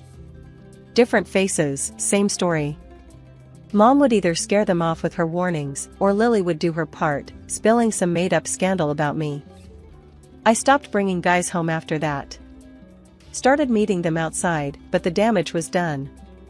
My confidence was shot. Every date felt like a ticking time bomb, waiting for the moment they'd find out about my crazy family and bail. One night, after another failed date, I came home to find Mark sitting in the living room, alone. "Rough night?" he asked, the TV casting shadows on his tired face. "Yeah, you could say that," I replied, slumping down beside him. "Kate, you're a catch, you know that? Any guy would be lucky to have you," Mark said, sincere as always. I wanted to believe him, really, I did. But belief was a luxury I couldn't afford. Not with Mom and Lily always there, ready to remind me I wasn't enough. "Thanks, Mark. Just gotta keep looking, right?" I forced a smile, but inside, I was crumbling. "Yeah, keep looking. He's out there, Kate. Someone who'll see you for the amazing person you are," Mark encouraged, his optimism a faint light in the darkness. I nodded, not really convinced, but grateful for Mark's belief in me. Maybe one day, I'd find someone who looked past the mess, saw me, and stayed. Until then, I'd keep searching, hoping for a love that could withstand the chaos of my life. A few years down the road, and here I am, Kate, at 27, carving out a slice of life for myself. I've got a decent job as an economist at this big company, and I've been living in my little slice of independence, a small apartment that's all mine. But the real game changer? Meeting Alex. He's not just some guy, he's the guy. The one I can actually picture the whole "till death do us part" scenario with. One evening, lounging on my thrift store couch, Alex turned to me, his eyes serious, but kind. "Kate, I think it's time we introduce each other to our folks. I mean, if we're serious about this, and I know I am, they should know, right?" My stomach did a somersault. Meeting his folks? Sure. My family? That's a whole different ballgame. "Alex, you know I'm all in with you, but my family, it's complicated." He took my hand, his thumb brushing against mine. "Hey, we all have our brand of crazy at home. How bad can it be?" I sighed, spilling the beans about the whole ordeal with Mom and Lily, leaving out no gritty detail. Surprisingly, he didn't bolt. Instead, he squeezed my hand tighter. "We'll face them together," he said, and just like that, I felt a bit braver. So, I bit the bullet and called Mark. Out of everyone, he's been a steady rock in the shifting sands of my family drama. "Mark, I've got news. I'm seeing someone, Alex, and we're engaged." There was a pause, and then, "Kate, that's fantastic. When do we get to meet him?" Mark's enthusiasm was like a warm blanket. He didn't skip a beat, jumping straight to when, not if. I let out a breath I didn't know I was holding. "Soon, Mark. I'm a bit on edge about Mom and Lily." "Don't you worry. I'll smooth things over on this end. Just bring that young man over. It's about time there was some good news around here." Hanging up, I turned to Alex, who'd been watching me with a mix of curiosity and concern. "Well, Mark's on board. Looks like we're doing this." He grinned, pulling me into a hug. "See? Step 1, down. We'll handle the rest just fine." But as the day approached, I couldn't shake off the nerves. Meeting Alex's folks went better than I could have hoped. They were warm, welcoming, everything you'd want in potential in-laws. It gave me a sliver of hope, maybe too much. Now, as I paced the length of my living room, I tried to muster that same hope for the upcoming dinner at my family's house. Alex, ever the optimist, assured me it'd be all right, but deep down, I knew the storm that was brewing. It was going to be a showdown, my past against my future. But with Alex by my side, I felt a tad more courageous. Still, I couldn't help but run through every possible scenario, each ending more dramatic than the last. "Kate, it'll be okay," Alex said, catching me mid-pace and pulling me into his arms. "Whatever happens, we're in it together." The air was thick as Alex and I approached my mom's house, both of us bracing for what was coming. Little did we know, the evening had a twist in store. "Kate, Alex, finally." Mom greeted us at the door, her usual frostiness replaced by a warmth that felt out of place. As soon as we were settled and introductions were out of the way, the bomb dropped. "So, Alex, Kate tells me you're quite the big shot, director of your company and all," Mom said, her eyes lighting up in a way I hadn't seen in years. Alex, ever humble, just nodded. "Well, I wouldn't say big shot, but yeah, I've worked my way up." That's all it took. Suddenly, Mom was all smiles and praises, hanging on Alex's every word. The transformation was almost comical if it wasn't so painfully obvious. Dinner was served, and the atmosphere had done a complete 180. Mom was laying it on thick, every other sentence aimed at showcasing how wonderful our family was, especially Lily. "Lily's just been accepted into the honors program at school," Mom boasted, shooting a look at Alex as if to say, "See, we're a family of achievers." Lily ate up the attention, adding her own embellishments. "Yeah, I've always been top of my class. I guess it runs in the family." I couldn't help but roll my eyes. Alex gave my hand a squeeze under the table, a silent show of solidarity. Mark, bless him, tried to keep things balanced, mentioning some of my achievements, but Mom steamrolled over him, redirecting the conversation back to Lily and, whenever possible, Alex's impressive career. As the night wore on, Mom's tactics became even more transparent. She was laying the groundwork, trying to cement a bond with Alex, presumably to ensure her place in what she saw as our newfound fortune. "Alex, you must come from a very driven family. It's so important, don't you think, to instill those values in our children?" Mom said, her gaze flitting between Alex and Lily. Alex, to his credit, handled it with grace. "Absolutely. Hard work and integrity go a long way," he replied, deliberately including me in the conversation with a look. As we made our excuses to leave, Mom was all but hanging off Alex, insisting we visit more often. "You must come for dinner again soon, Alex. It's been such a pleasure," she gushed, practically ignoring me as we said our goodbyes. Once in the car, Alex let out a low whistle. "Wow, that was something else. Your mom really knows how to lay it on thick." I sighed, leaning back in my seat. "Yeah, sorry about that.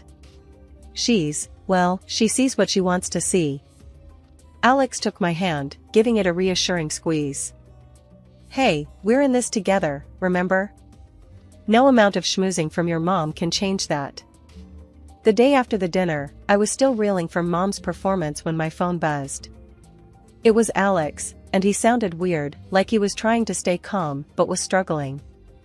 "Kate, you're not gonna believe this. Your mom, she called me."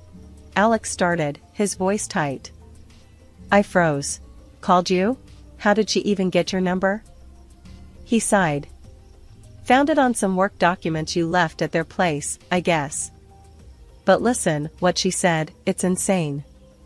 My heart sank. "What did she say, Alex?" "She asked me to leave you. To marry Lily instead," he blurted out, and I could almost hear his disbelief through the phone. I felt like I'd been punched in the gut. "She what?" The words felt surreal, like we were talking about someone else's life, not ours. "Yeah, I know. It's messed up. But Kate, I have an idea." We can expose her, show everyone what she's really like, Alex said, a determined edge to his voice. Fast forward, and I'm sitting in a cafe, wig and sunglasses on, heart pounding as I watch Alex and my mom at a nearby table. The conversation flows, with my mom laying out her absurd proposal like she's negotiating a business deal, unaware of the dictaphone hidden in Alex's jacket. As the meeting wraps up, my mom leaves the cafe, all smiles and confidence. I watch her go, shaking my head. This was a woman I no longer recognized, a stranger wearing my mother's face. Alex joined me, his face a mix of concern and anger. "You okay, Kate?" I looked up at him, my decision clear. "Yeah, I'm okay. Let's go home. We have a wedding to plan." The day had come for truths to be laid bare, for masks to fall off, revealing the raw reality underneath. I walked into my parents' house, not as the Kate they thought they could manipulate, but as someone who had seen through their deceit. As I stepped in, my mom greeted me with a smug smile, one that made my stomach churn. "Well, look who decided to show up. Too bad Alex won't be joining us anymore, right? He's chosen Lily over you," she gloated, her voice dripping with false pity. Mark, standing beside her, looked confused, his eyes shifting between Mom, Lily, and me. "What's going on here?" he asked, his voice heavy with concern. I didn't respond immediately. Instead, I locked eyes with Alex, who had followed me in. We shared a silent nod, a mutual agreement that it was time to end this charade. "Actually, Mom, Alex is here," I said, stepping aside to reveal him. Mom's face faltered, her confidence slipping for a moment, before she masked it with indifference. The room was heavy with anticipation as Alex hit play on the recorder. My heart was racing, knowing the weight of what was about to be heard. As my mother's voice filled the room, you could feel the atmosphere shift. "I never loved Kate," her voice echoed, each word a dagger. "And Mark, I married him for his money, nothing more." The recording stopped, but its impact lingered, heavy and suffocating. The silence that followed was broken only by the sound of my stepfather's voice, strained and full of hurt. I can't believe this," Mark finally spoke, his voice barely above a whisper but carrying a storm of emotions. His gaze shifted from the recorder to my mother, seeking some denial, some sign of remorse. But there was none. Mark stood up, his decision clear in his hardened gaze. "That's it. I'm done. I want a divorce," he declared, his voice stronger now, resolved. "You need to leave the house." The fallout was immediate. Accusations flew, tears were shed, and the fabric of our family was irreparably torn. My mother and Lily, united in their scheme, were now facing the consequences of their actions, isolated by their own greed and deceit. As for me, standing there amidst the chaos, I felt a strange sense of peace. The truth, as painful as it was, had set me free from the web of lies that had ensnared our lives for too long. In the weeks that followed, I focused on rebuilding, on planning a future with Alex, one based on trust and love. We got married in a small, intimate ceremony, surrounded by friends and those who truly cared for us. Mark was there, his presence a symbol of the family ties that still held, despite everything. Mom and Lily? I made the difficult decision to cut ties. It wasn't easy, but it was necessary for my peace of mind, for my happiness. As Alex and I stood together, hand in hand, I realized that this was just the beginning. A new chapter, free from the shadows of the past, ready to face whatever came our way, together. Walking through the doors of the veterinary hospital that day, I was all set for another long shift. The place was a second home to me, a haven where my modest upbringing didn't matter, and my love for animals could shine. Little did I know, my world was about to tilt on its axis. He was there, leaning against the front desk, chatting with Janet, one of our seasoned nurses. His laughter filled the room, easy and genuine, catching my attention immediately. I couldn't help but pause, struck by the warmth in his eyes when he smiled. "Can I help you?" I asked, approaching them with a mix of curiosity and professional courtesy. Oh, I was just thanking Janet here for taking care of Whiskers last week. You guys do amazing work, he replied, his gaze meeting mine. There was an instant spark, an unspoken connection that I felt deep in my bones. I'm Jerian, he added, extending his hand, which I shook, feeling a jolt of electricity at the contact. I'm Carol, I said, my voice steadier than I felt. I'm glad Whiskers is doing better. It's our job to make sure they get the care they need. Jerian nodded, his smile widening. I can see the passion you all have for your work. It's inspiring. Actually, I'm here to volunteer. I want to help out in any way I can. His admission took me by surprise. Volunteers were common, but there was something about Jerian, a sincerity that couldn't be faked. His simple, unassuming manner was refreshing, especially when he shared that he came from a well-to-do family. It was a detail he mentioned offhandedly, as if it were the least interesting thing about him.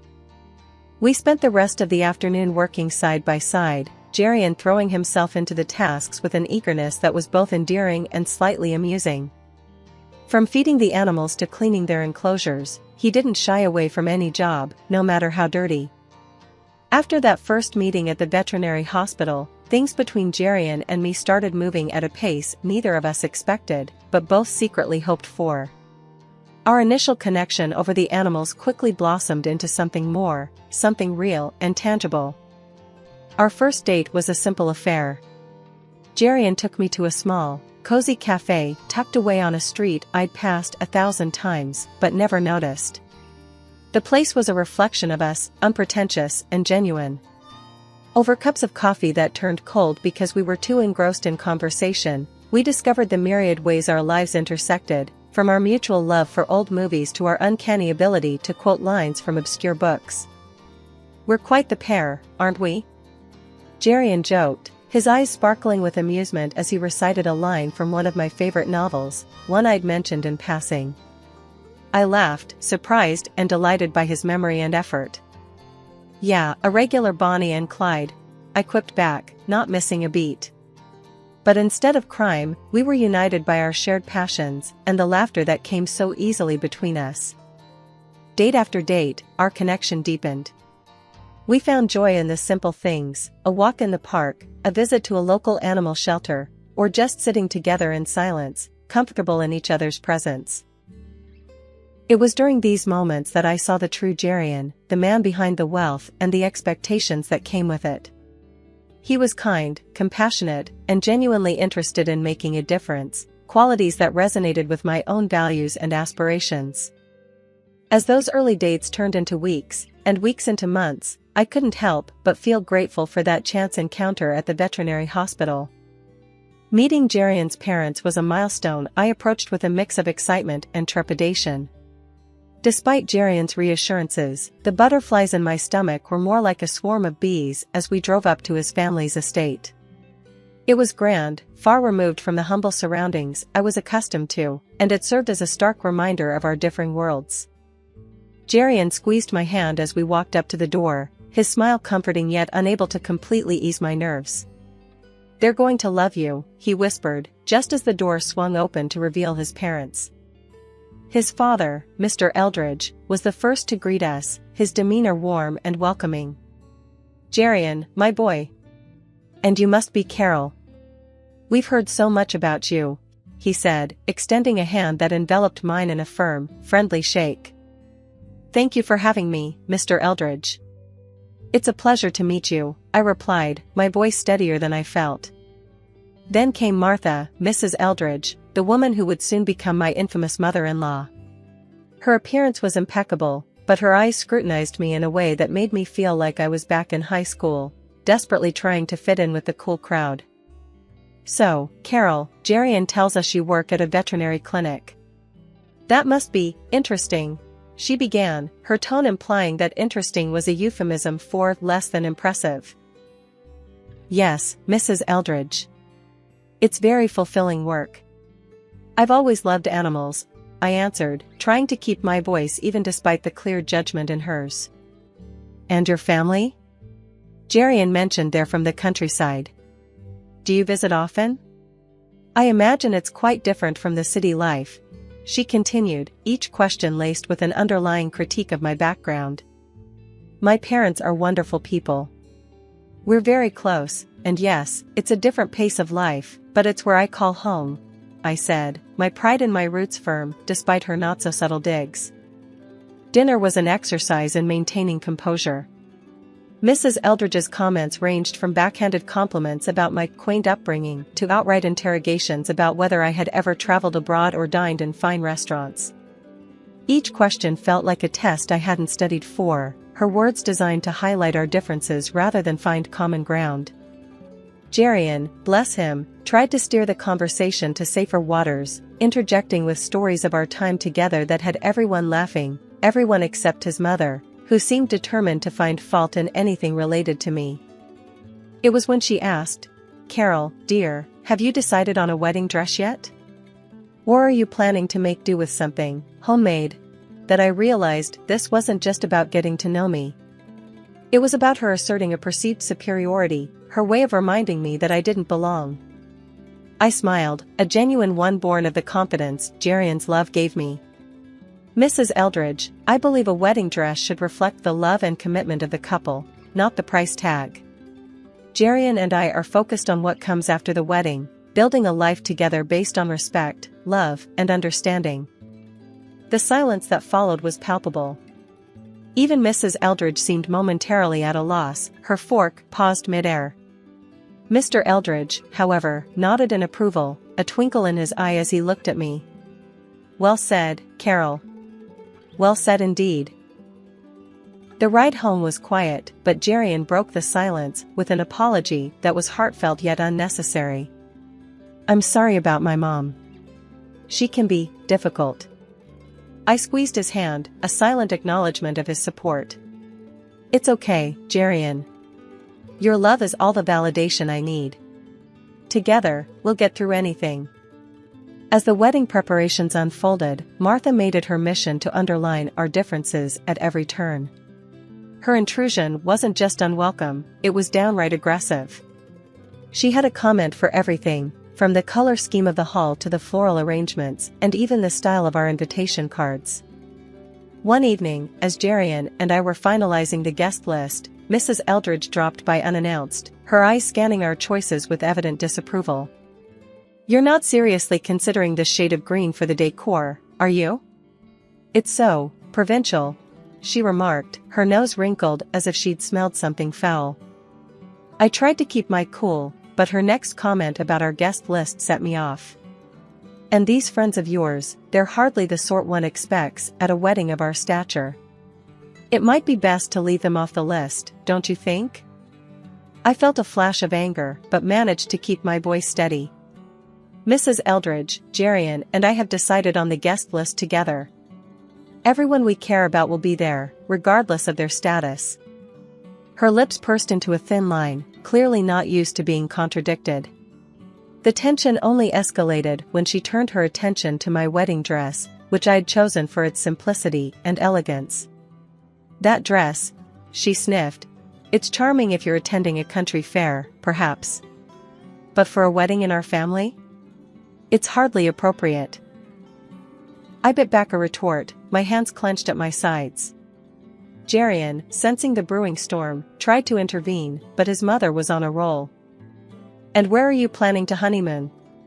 "A quaint little barn in the countryside?" she asked, her voice dripping with malice. That was the last straw.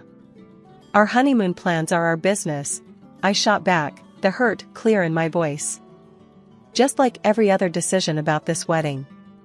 It's about what makes us happy, not about living up to some outdated standards." Mrs. Eldridge's eyes narrowed, but before she could retort, Jerian stepped in. "Mom, that's enough. This is our wedding, Carol's and mine. We're making the decisions that are right for us. If you can't support that, maybe you should reconsider your involvement in the planning." The room went silent, the tension thick enough to cut with a knife. Mrs. Eldridge huffed, muttered something under her breath about speaking later, and stormed out. After she left, the air felt lighter, as if her departure had lifted a weight from the room. Jerian wrapped his arms around me, his apology whispered in my ear. "I'm sorry, Carol. I don't know what's gotten into her. It's not your fault," I sighed, leaning into his embrace. "But I'm glad you said something. This is our wedding, our day. It should be about us, not about pleasing everyone else." The wedding day, supposed to be the happiest of my life, started off just like I'd always dreamed. The church ceremony was beautiful, filled with love and promise. I stood there, in my simple yet elegant dress, feeling truly beautiful and cherished, hand in hand with Jerian, my soon-to-be husband. But amidst the joy, a nagging feeling tugged at me. Glancing over, I caught my mother-in-law's expectant look, her smirk barely hidden. It was clear she was plotting something, but I pushed the thought aside, hoping for the best. The ceremony concluded without a hitch, and as we headed to the reception, I tried to hold on to the happiness of the moment. However, as soon as we arrived, I saw her again, my mother-in-law, moving towards the microphone with a purpose. My heart sank.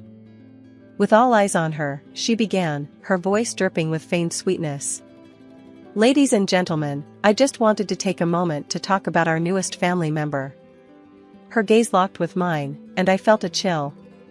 Coming from such humble beginnings, it's truly remarkable how resourceful Carol has been. From the village to here, embracing our family with open arms, like a true freeloader, and, dare I say, a beggar at our doorstep. The room fell silent, the guests exchanging uncomfortable glances.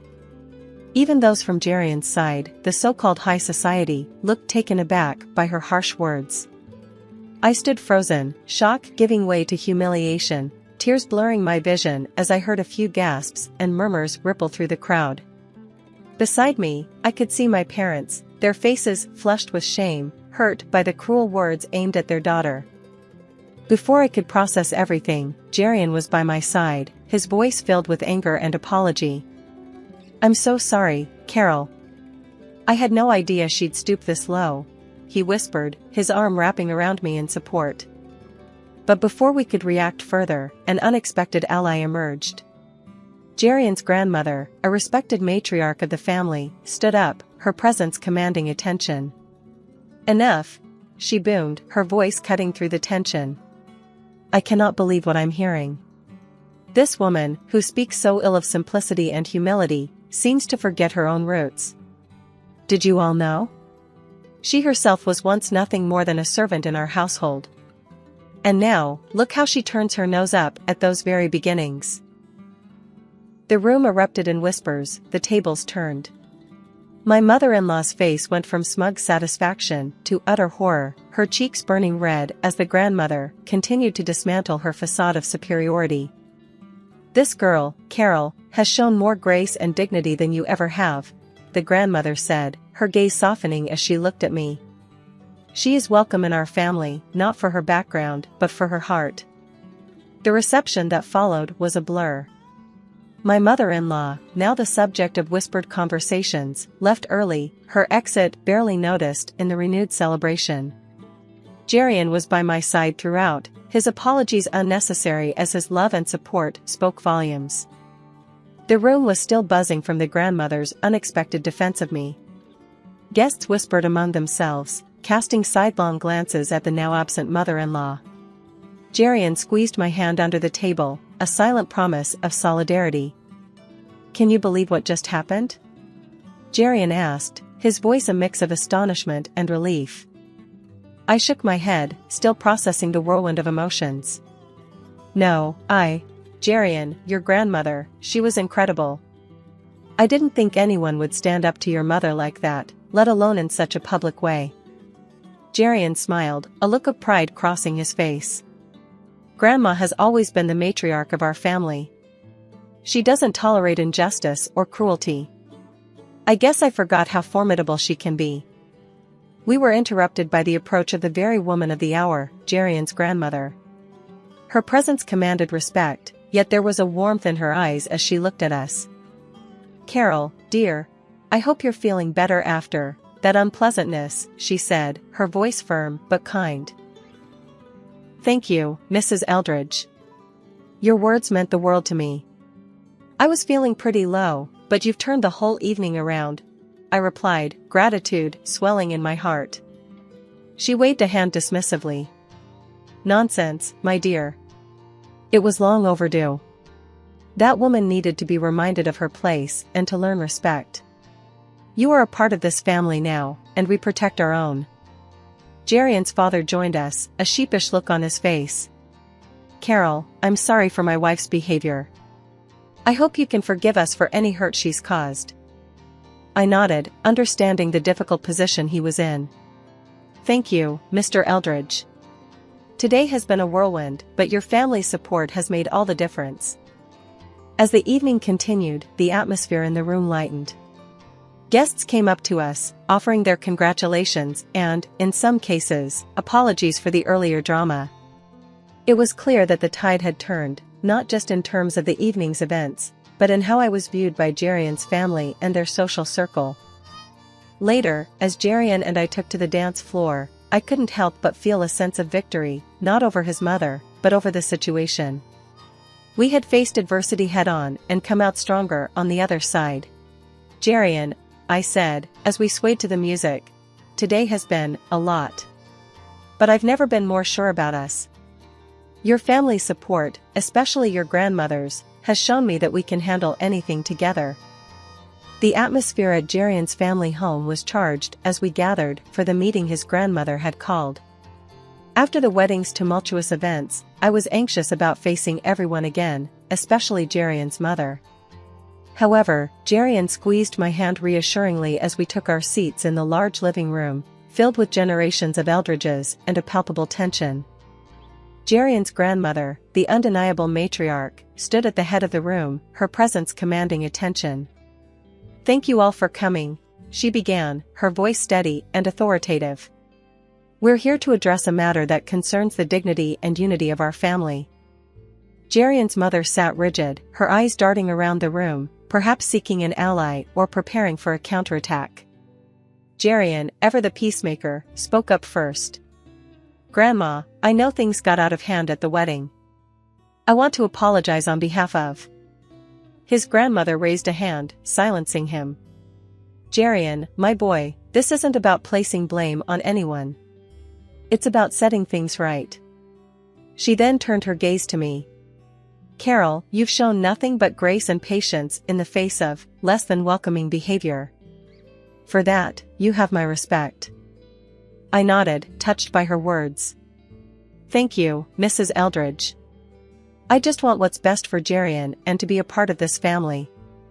The room was silent, all eyes on us, when suddenly Jerian's mother stood, her chair scraping loudly against the floor. I've listened enough.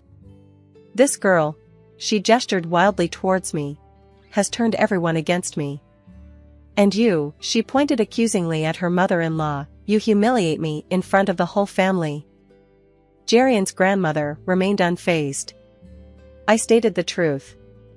You forgot where you came from, and you tried to belittle Carol for her origins.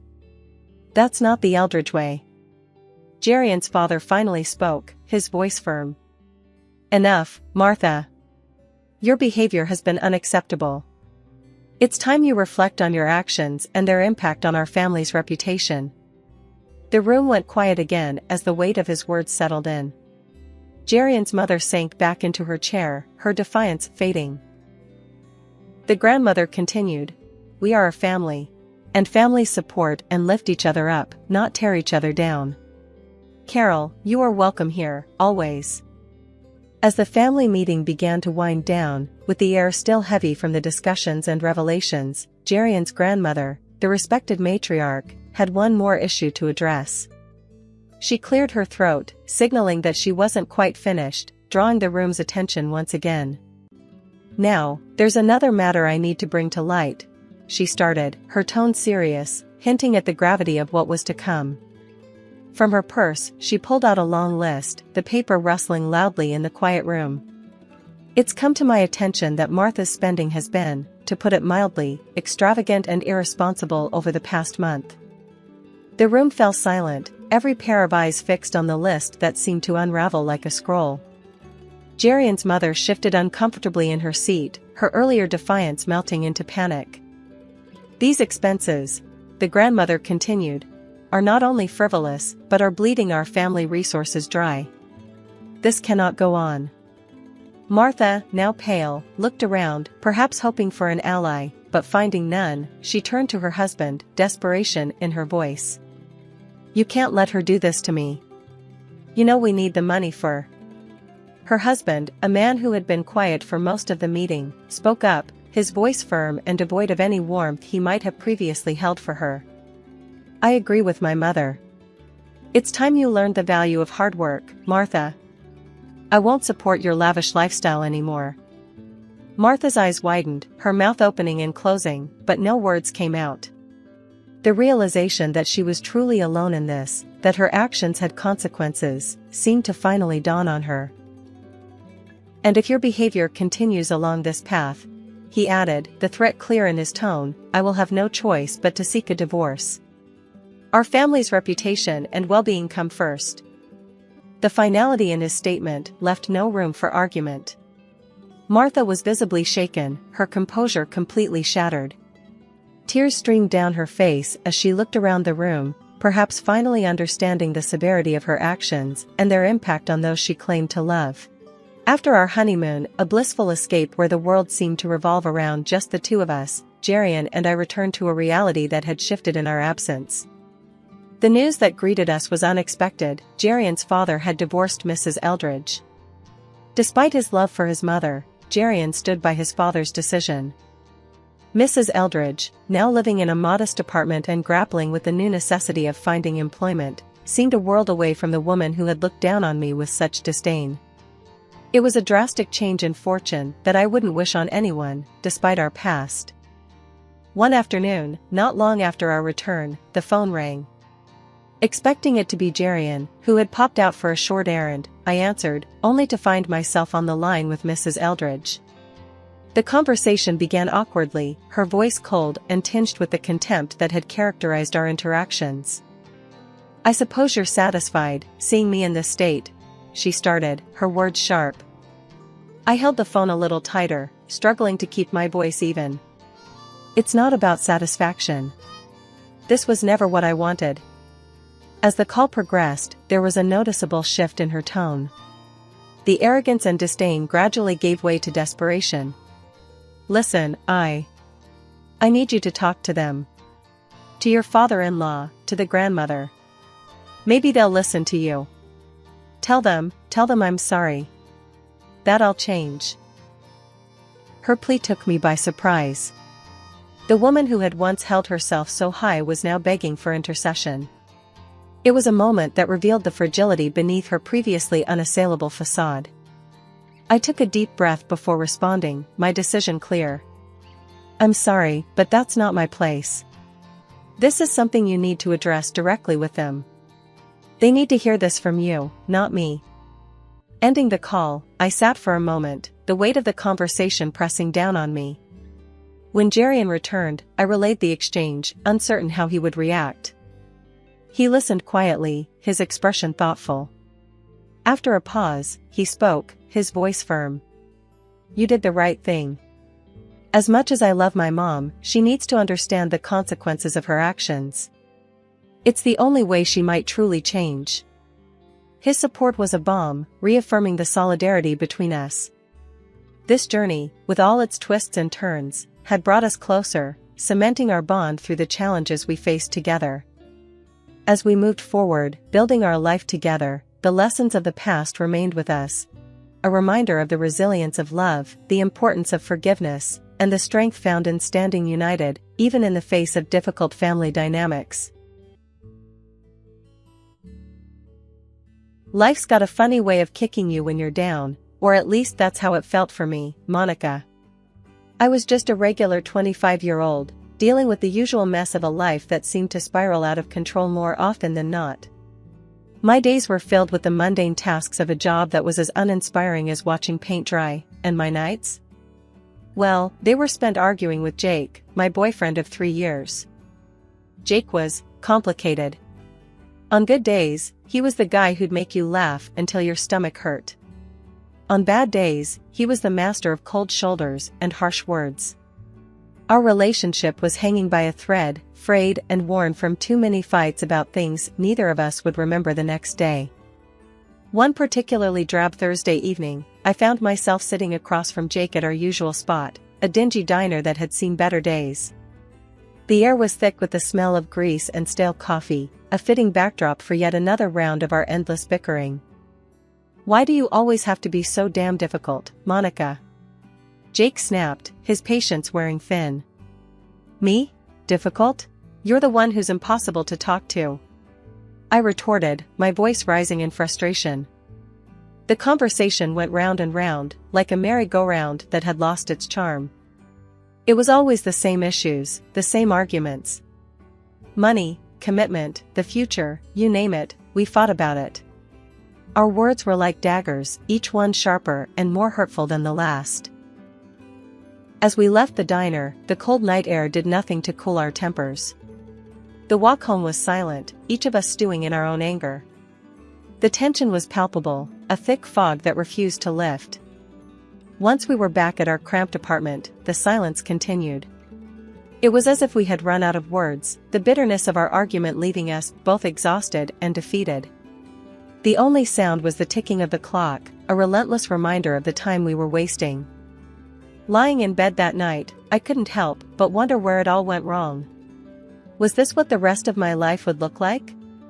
Endless fights with a man who seemed more like a stranger with each passing day. The thought was suffocating, a heavy weight on my chest that made it hard to breathe. It was in that moment of despair that I made a decision. I couldn't live like this anymore. Something had to change. Little did I know, the universe had already set in motion events that would change my life in ways I could never have imagined. But for now, I drifted off to sleep, the storm clouds of my life gathering on the horizon, waiting to burst open. Just when I thought things couldn't get any worse, tragedy struck. My parents and I were involved in a horrific car accident. It happened so fast, one moment we were talking and laughing, the next everything was chaos and pain.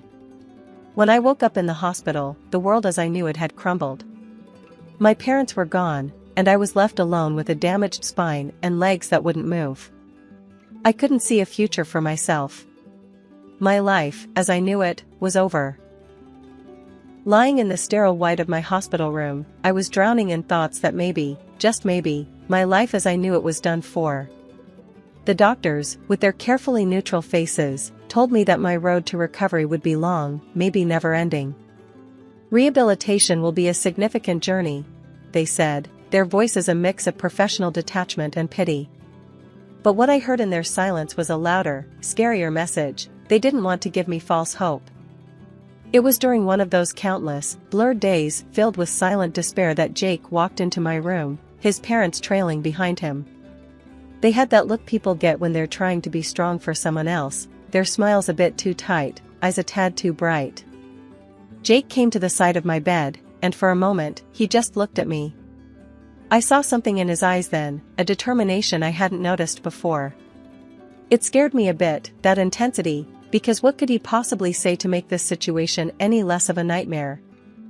"Monica," he began, and his voice cracked like he was fighting back emotions too big for him. "I know this is probably the worst timing, and I know you're going through hell right now. But I can't pretend anymore. I can't act like what I feel for you isn't the most real thing I've ever felt in my life." His words hung in the air, heavy and unexpected. Then, before I could even process what he was saying, Jake did something completely crazy. He got down on one knee right there on the cold, hard floor of my hospital room. "I love you, Monica. I love you more than I've ever loved anything or anyone in my life. Marry me. Let me take care of you. Let me be the one by your side, through all of this and whatever comes next." His parents, standing just a little behind him, had tears in their eyes. His mom, wiping her eyes with the back of her hand, nodded at me, as if encouraging me to say yes. His dad, a man of few words, just placed a supportive hand on Jake's shoulder, a silent show of approval. I was speechless, my mind a whirlwind of emotions. Fear, love, uncertainty, hope, they all battled within me. But looking into Jake's eyes, seeing the raw honesty there, something in me just unlocked. "Yes," I whispered, the word barely audible. "Yes, I'll marry you." The relief and joy on Jake's face were like a sunrise after the darkest night. His parents came closer, both of them assuring me, "We're going to take care of you, dear, as if you were our own daughter. Your family now." The wedding itself was nothing like I had ever imagined my wedding would be. It was small, intimate, with only the closest of our relatives and friends. I was in my wheelchair, feeling a mix of exhaustion and happiness, a bizarre cocktail of emotions. But when I saw the faces of those who came, saw their genuine smiles and teary eyes, I knew this was right. This was real. Despite the unorthodox circumstances, that day was a blur of love, a testament to something I wasn't sure I believed in anymore: hope. Jake and I, hand in hand, faced our small audience, our vows more than just words, they were promises, a bridge over the uncertainty of my recovery and our future. And as we sealed those vows with a kiss, I allowed myself to believe, maybe for the first time since the accident, that life wasn't over. It was just taking a route I hadn't planned on, a route I wouldn't have to navigate alone. After Jake and I got married, we moved into the big, fancy house my parents left me. It was already fixed up for someone in a wheelchair, with handrails everywhere and special stuff in the bathroom to help me take a shower or a bath. At first, Jake seemed all caring and helpful, like he was really gonna stand by me through thick and thin. But that changed faster than I expected. Not long after we moved in, Jake quit his job. He said it was 'cause he needed to take care of me, but honestly, I wasn't seeing much of this so-called care. His excuse was that we didn't need to worry about money 'cause of the inheritance I got from my parents. According to him, that meant he didn't need to work anymore. But here's the kicker: I ended up doing most stuff by myself. Cooking, trying to clean up as best as I could, struggling to take a bath, it was all on me. Meanwhile, Jake spent his days glued to his computer screen, playing games, or hanging out with his buddies at some bar. He'd come home late, usually drunk, and then he'd start on me, calling me a burden and whatnot. It wasn't just Jake either. His parents, who used to be all sweet and caring before we got married, flipped a switch too. They'd come over, and I'd catch them giving me these looks of disgust when they thought I wasn't paying attention. It was like they saw me as some kind of mistake their son had made. One day, I had enough and confronted Jake about it. I was struggling to make a simple meal in the kitchen, and he just waltzed in, looking for something to snack on. "Can't believe you're just lounging around all day while I bust my ass trying to do basic stuff," I snapped, my frustration boiling over. Jake just rolled his eyes, grabbing a beer from the fridge. "Oh, come on, Monica. You act like you're the only one who's got it tough. I gave up my job for you, remember? Gave up your job? Please, you've made that into some kind of noble sacrifice. All you do is mess around all day while I'm stuck dealing with all of this." I gestured around the kitchen, my voice cracking with emotion. "And what's that supposed to mean? You think I enjoy having no life outside of this house? You think I like seeing you like this?" His voice was getting louder, more aggressive. "Having no life? You're out every other night, Jake. How's that having no life? And me? I didn't choose this. I didn't ask for any of it." I was shouting now, tears of anger and frustration welling up in my eyes. The argument spiraled from there, each of us hurling accusations and hurtful words until we were both too exhausted to continue. It was clear as day that the man I married, the family I thought I'd gained, they weren't the support system I'd hoped for. They were just another set of obstacles I had to navigate in this new, harsh reality of mine. As the days turned into weeks, the atmosphere in my home shifted from uncomfortable to outright hostile. Jake's parents, who had once put on a facade of concern and affection, now treated my home like their personal kingdom, blatantly disregarding any semblance of respect or boundaries. Their behavior escalated quickly. They roamed the house as if it were theirs, rummaging through the refrigerator at any hour, taking food without so much as a "by your leave." The living room became their domain, the sofas permanently indented from their constant lounging. The television blared from morning till night, filling the house with incessant noise that grated on my nerves. I remember one afternoon, trying to catch a moment of peace, I asked them, yet again, to lower the volume. "Could you please turn down the TV? I'm trying to rest, and it's really loud," I pleaded, my voice laced with frustration.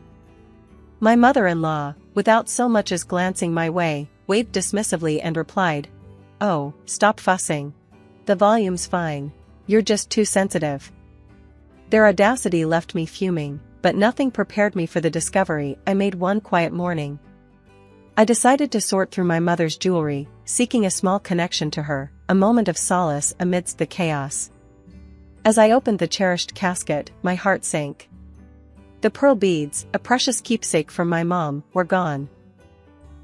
The shock of their absence was quickly overshadowed by anger when, later that day, I saw the missing beads adorning my mother-in-law's neck. I confronted her, my voice shaking with a mix of rage and disbelief. "Those are my mother's pearls. How did they end up with you?" She feigned confusion, a poorly masked look of guilt quickly passing over her face, before she retorted, "Your mother's? Don't be ridiculous. These have been mine for years. You should be ashamed, accusing me of such nonsense." Her words stung, but they also solidified my growing suspicions about the kind of people I was dealing with. My discomfort turned to vigilance, and it wasn't long before I noticed other items missing: paintings that once graced our walls, expensive dishes that were part of my family's collection. Each disappearance chipped away at my sense of security, leaving me feeling more isolated and betrayed. The final straw came when I caught a glimpse of my mother-in-law one evening, sneaking out with a large, bulging black bag. Her hurried pace and the way she glanced around, thinking she was unnoticed, spoke volumes. I couldn't stay silent any longer. Confronting her the next day, I demanded, "What was in that bag you took out last night? More of my things? More of my parents' memories you decided you're entitled to?" Her reaction was a mix of defensiveness and guilt. "You've got it all wrong," she stammered, avoiding my gaze. "I was just taking some things to donate."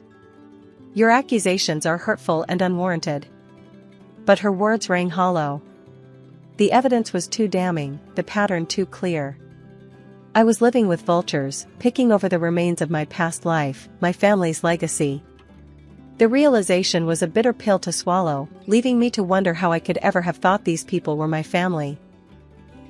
Lily, my beacon in the fog of deceit surrounding me, was more than just a friend at this point. She was my ally in a house that felt more like enemy territory with each passing day. During one of her routine visits for my massage therapy, which had become one of my few solaces, I finally broke down and shared my darkest suspicions about Jake and his parents. The weight of my words hung heavy in the air, thick with betrayal and fear. Lily's response was immediate, a mix of outrage and practicality. "Monica, we need solid proof. How about we plant some bugs in the house? Catch them red-handed?" Her suggestion, radical as it seemed, was a lifeline. Desperation had a way of making the unthinkable suddenly seem like the only option. So, we did just that. Lily expertly placed tiny recording devices in strategic locations around the house, her movements swift and unseen. The anticipation was torture, waiting for the right moment to listen to the recordings. When we finally sat down to review them, the sense of betrayal I felt was suffocating. Jake and his parents' voices filled the room, their words a testament to their greed and callousness. Jake's voice was the first to cut through the silence. "Once Monica is out of the picture, in that institution, everything here is ours. We'll live like kings." His mother's laughter was a chilling soundtrack to their scheming. That jewelry sale was just the start. We've barely scratched the surface of what we can make off her inheritance. And his father, always the quiet one, surprised me the most. "Keep it down. We don't want her getting wind of this before everything's in place. But yeah, the sooner she's gone, the better." Lily and I exchanged a look of horror. The reality of my situation was worse than I had imagined. They weren't just stealing from me, they were planning to dispose of me, to erase me from my own life. I can't believe this. How could they be so cruel? My voice was barely above a whisper, the hurt and disbelief rendering me almost speechless. Lily, ever my protector, squeezed my hand tighter. We won't let them get away with this, Monica. You're not alone in this fight. But the question of what to do next was daunting. Confrontation seemed too dangerous, given their plans for me. I need to be smart, I said, the gears in my mind turning. They think they're playing me, but now we've got them. I need a plan, something to turn this all back on them. Lily nodded, her determination mirroring my own. We'll figure this out, together. They picked the wrong woman to mess with. As we plotted our next steps, the recordings continued to play, a grim soundtrack to our resolve. Each word from Jake and his parents fueled my determination to fight back, to reclaim my life and my dignity from those who'd so callously tried to strip it away. The dinner table that night felt more like a stage for a performance nobody wanted to attend. Jake and his parents, acting as though nothing was amiss, exchanged glances loaded with unspoken words. Their feigned ignorance was almost insulting. As we sat there, the chasm between us couldn't have been wider. I couldn't shake the feeling of betrayal, the sting of their deceit cutting deeper with every secretive look they shared. Fueled by a mix of hurt and defiance, I turned to Jake, my voice steady despite the turmoil inside. Jake, look at me, I said, waiting until I had his full attention, his eyes finally meeting mine. Do you love me? Truly? His reaction was a beat too slow, his smile too forced. Of course, I do. You're my wife, he replied, the words sounding rehearsed, empty. That smile, meant to reassure, only served to confirm my suspicions. I smiled back, a hollow mimicry of his, a silent acknowledgement of the lies that hung between us. Waking up to find the ramps gone was like waking up to a nightmare. The realization hit me hard, without them, I was trapped, even more dependent on the very people who sought to control me. I confronted them at breakfast, my frustration boiling over. Why would you remove the ramps? How am I supposed to move around now? I demanded, my voice echoing in the suddenly quiet room. It's for your safety, dear, my mother-in-law cooed, her concern as fake as the pearls she claimed were hers. We're worried you might fall. This is for the best. Their words were a thinly veiled attempt to further isolate me, to clip my wings. I stared at them, their faces a mask of feigned innocence, and said nothing. My silence was strategic, a calm before the storm I was quietly brewing. Behind their backs, I made calls, reached out to the service for the disabled, and enlisted my lawyer's help. They arrived unexpectedly, a welcome intrusion. The shock on Jake and his father's faces was palpable, a mix of fear and disbelief as the team from the service began their assessment, immediately noting the absence of the ramps. My lawyer, ever the professional, wasted no time. We're here to conduct a thorough inventory check, he announced, his tone broking no argument. An inventory was made after Monica's parents passed. We're going to verify that everything is as it should be.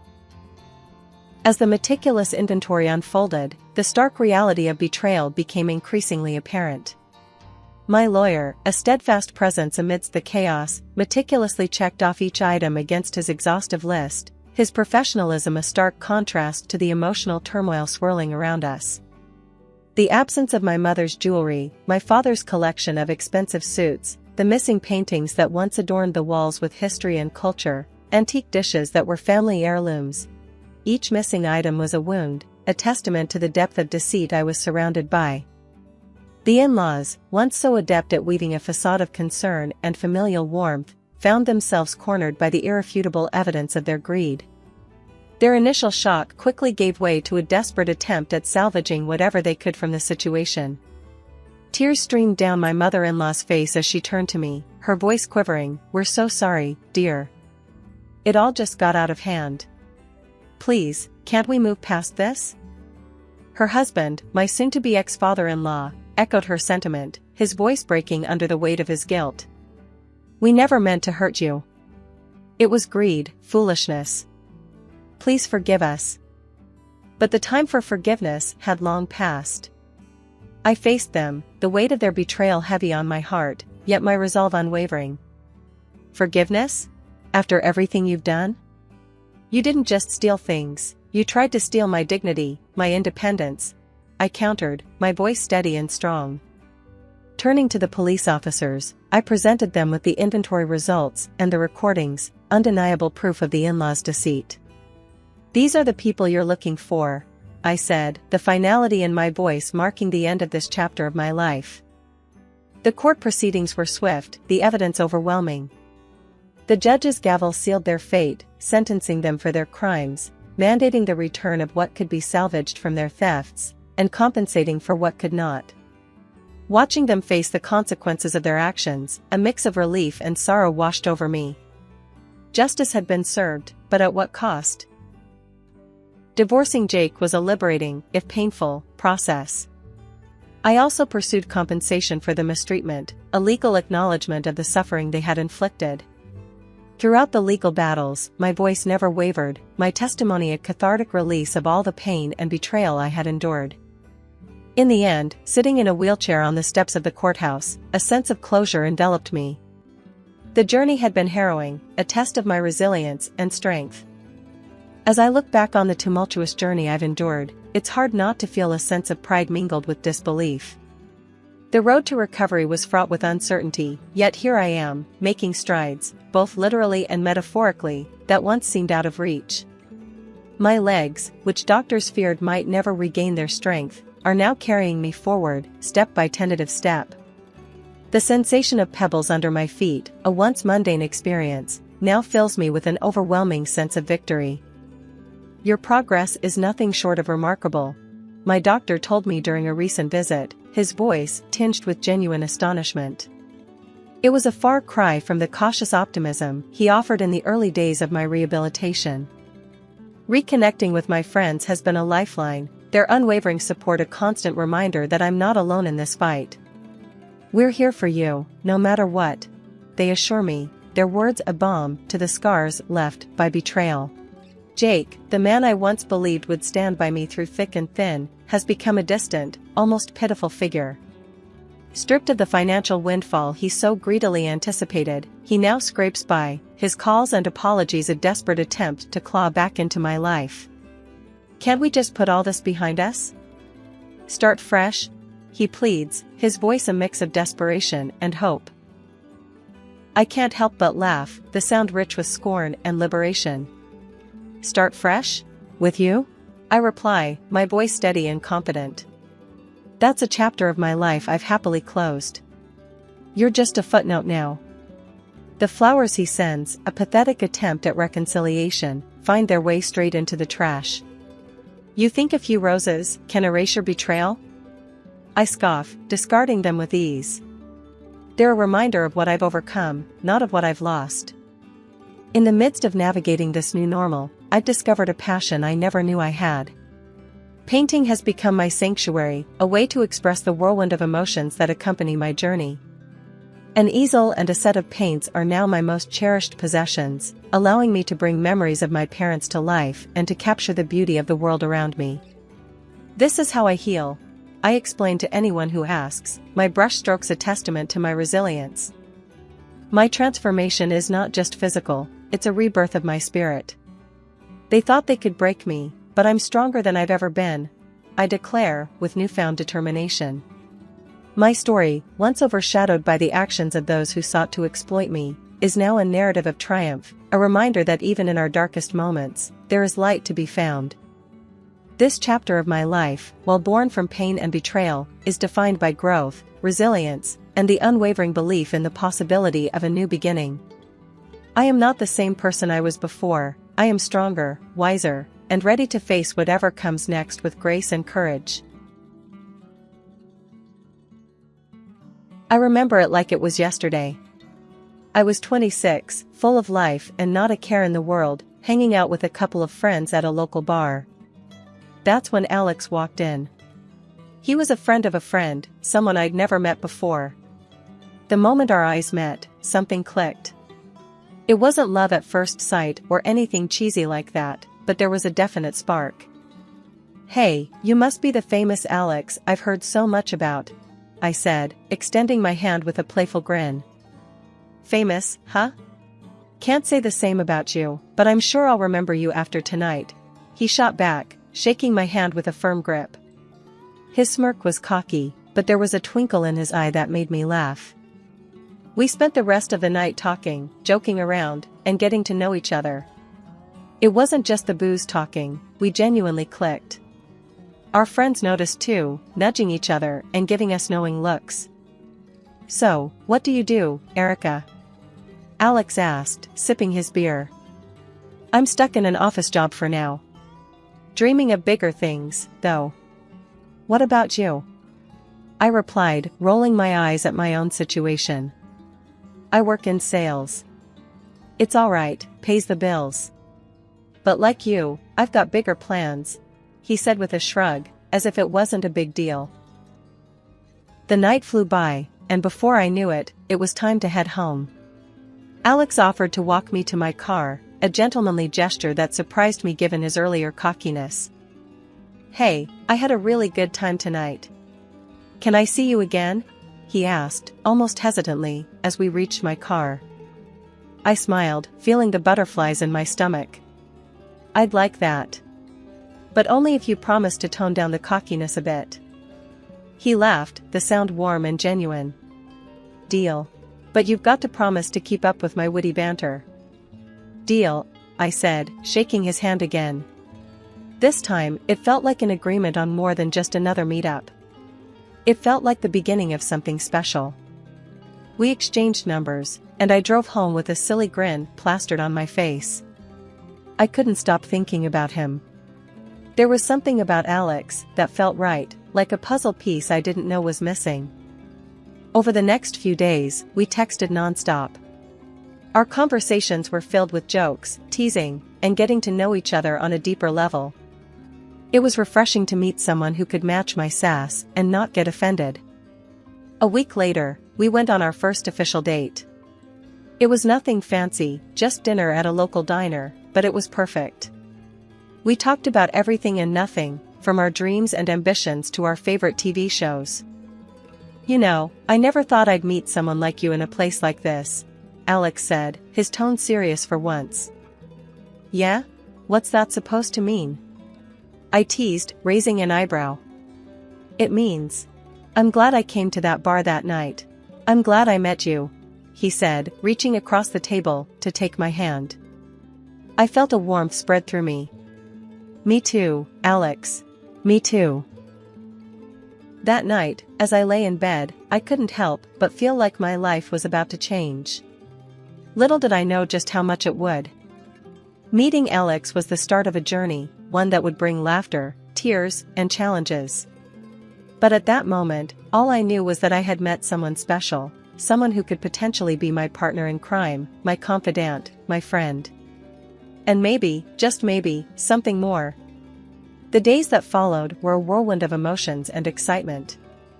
Every text, every call, every date felt like a step closer to something undefined but undoubtedly special. Alex was different from anyone I'd ever met. He was real, raw, and refreshingly honest. He didn't put up a front or try to impress me with grand gestures. He was just himself, and that was more than enough. Our banter was endless, and it was during these moments of playful disagreement that I found myself falling for him. It wasn't just about the laughter and the jokes, it was the comfort and ease I felt around him. I could be my true self, and he not only accepted that, he embraced it. As the weeks turned into months, our connection deepened. We shared our dreams, our pasts, and our hopes for the future. Alex became not just a significant part of my life, but a part of me. I couldn't imagine my days without him, without our talks, without his presence. And so, a year after that fateful meeting at the bar, we made a decision that would forever change our lives. We decided to get married. It wasn't a decision we took lightly, but one that felt natural, like the next step in our journey together. Life took a turn when Emma was born. I stepped into the role of a stay-at-home mom with open arms, a decision Alex and I agreed upon. But as the days turned into months, and months into years, I noticed a shift in Alex. The man I fell in love with, who used to make me laugh until my sides hurt, was fading away, replaced by someone I hardly recognized. "Another day, another mess, Erica," Alex muttered, stepping over toys scattered across the living room floor after a long day at work. His tone, once filled with warmth, now dripped with disdain.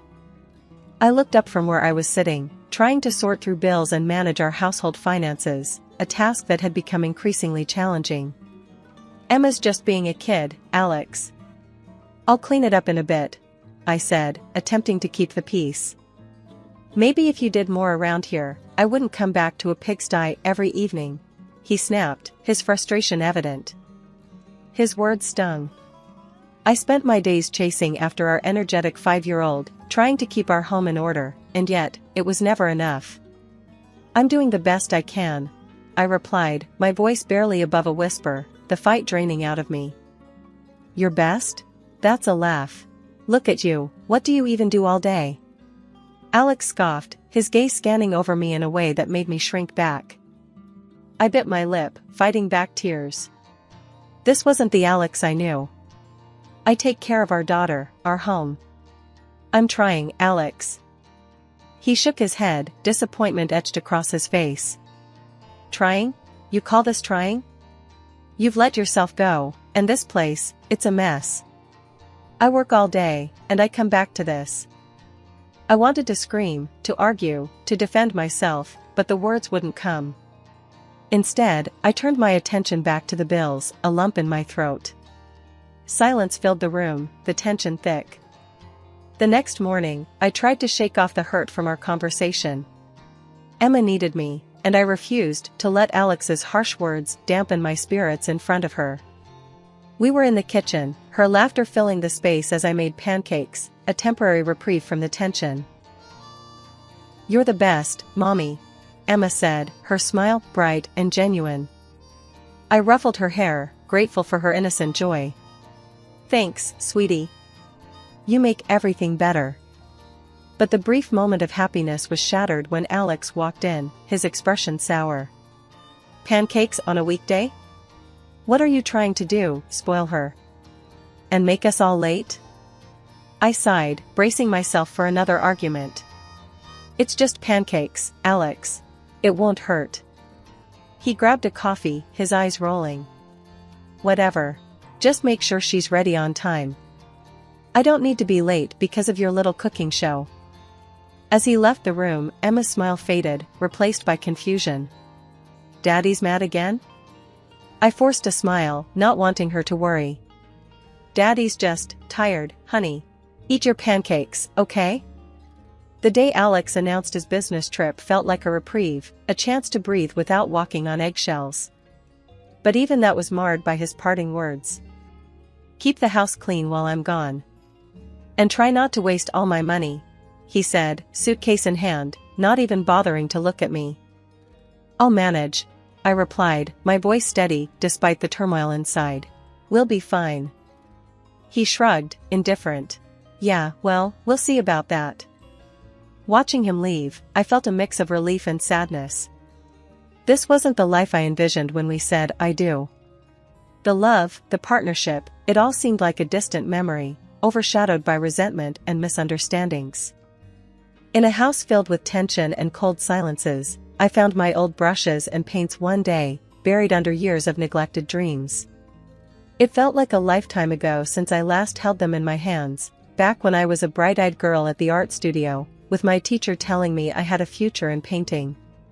But life, as it often does, took me down a different path. I studied economics, a practical choice, and my canvases gathered dust. Painting again felt like a breath of fresh air, a momentary escape from the endless cycle of chores and Alex's growing indifference. Each stroke on the canvas was a whisper of the person I used to be, someone who had dreams and aspirations beyond these four walls. "Really, Erica? Painting? What are you, 12?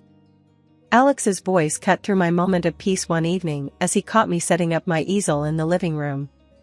His parents were visiting, and they all stood there, staring at my setup like it was a joke. I bit my lip, feeling the familiar sting of embarrassment. I used to love painting, I managed to say, trying to defend my old passion. His mother snorted, looking over my shoulder at the half-finished canvas. Looks like a child's work. Wouldn't it be better if you did something useful instead? Alex joined in with a cruel laugh. Yeah, like maybe getting a job instead of wasting money on this nonsense. I felt my face flush with shame, the joy of painting souring in my mouth. I thought it might be nice to have something of my own. I whispered, more to myself than to them. Of your own? With what money? You're spending my hard-earned cash on this garbage? Alex's tone was sharp, his words like daggers. I use my savings, I replied quietly, my defense weak against his growing anger. Savings? What savings? From before we married? That's cute. Listen, because of your little hobby, I'm going to have to cut the budget around here. Can't have you blowing through my salary on your art, he said, the last word dripping with disdain. His parents nodded in agreement, their looks of disapproval etching deeper into my heart. I wanted to scream, to argue that it was my money too, that I had every right to find some joy in my life. But the words died in my throat, the fight drained out of me by years of being belittled and dismissed. From that day on, I kept my painting to myself, a secret refuge from the storms outside. I bought my supplies with what little money I could squirrel away, each canvas and tube of paint a tiny rebellion against the life I felt trapped in. Painting became my silent protest, my way of holding on to the parts of me that still dreamed of something more. The tension in the house could cut through steel when Alex's parents showed up. They never missed a chance to point out everything they thought I was doing wrong. Can't you even make a decent cup of coffee? His dad grumbled as I handed him a mug. I forced a smile, trying not to let the comment get to me. His mom wasn't any kinder. This breakfast, you call this special? Back in my day, we knew how to treat guests. Her nose turned up at the eggs and bacon I'd spent the last hour preparing. I bit my tongue, keeping the retort that was dancing on its tip at bay. I'm sorry you feel that way. I'll try to do better, I mumbled, feeling anything but sorry. As if on cue, Alex called. I excused myself, hoping for a brief escape from the criticism. But the call wasn't the respite I hoped for. Listen, I need you to get something for my boss's wife. Her birthday is coming up. Alex's voice was brisk, all business. I blinked, taken aback. Alex, I don't really have the budget for. I don't want to hear it. Figure it out. It's important. He cut me off, his tone final.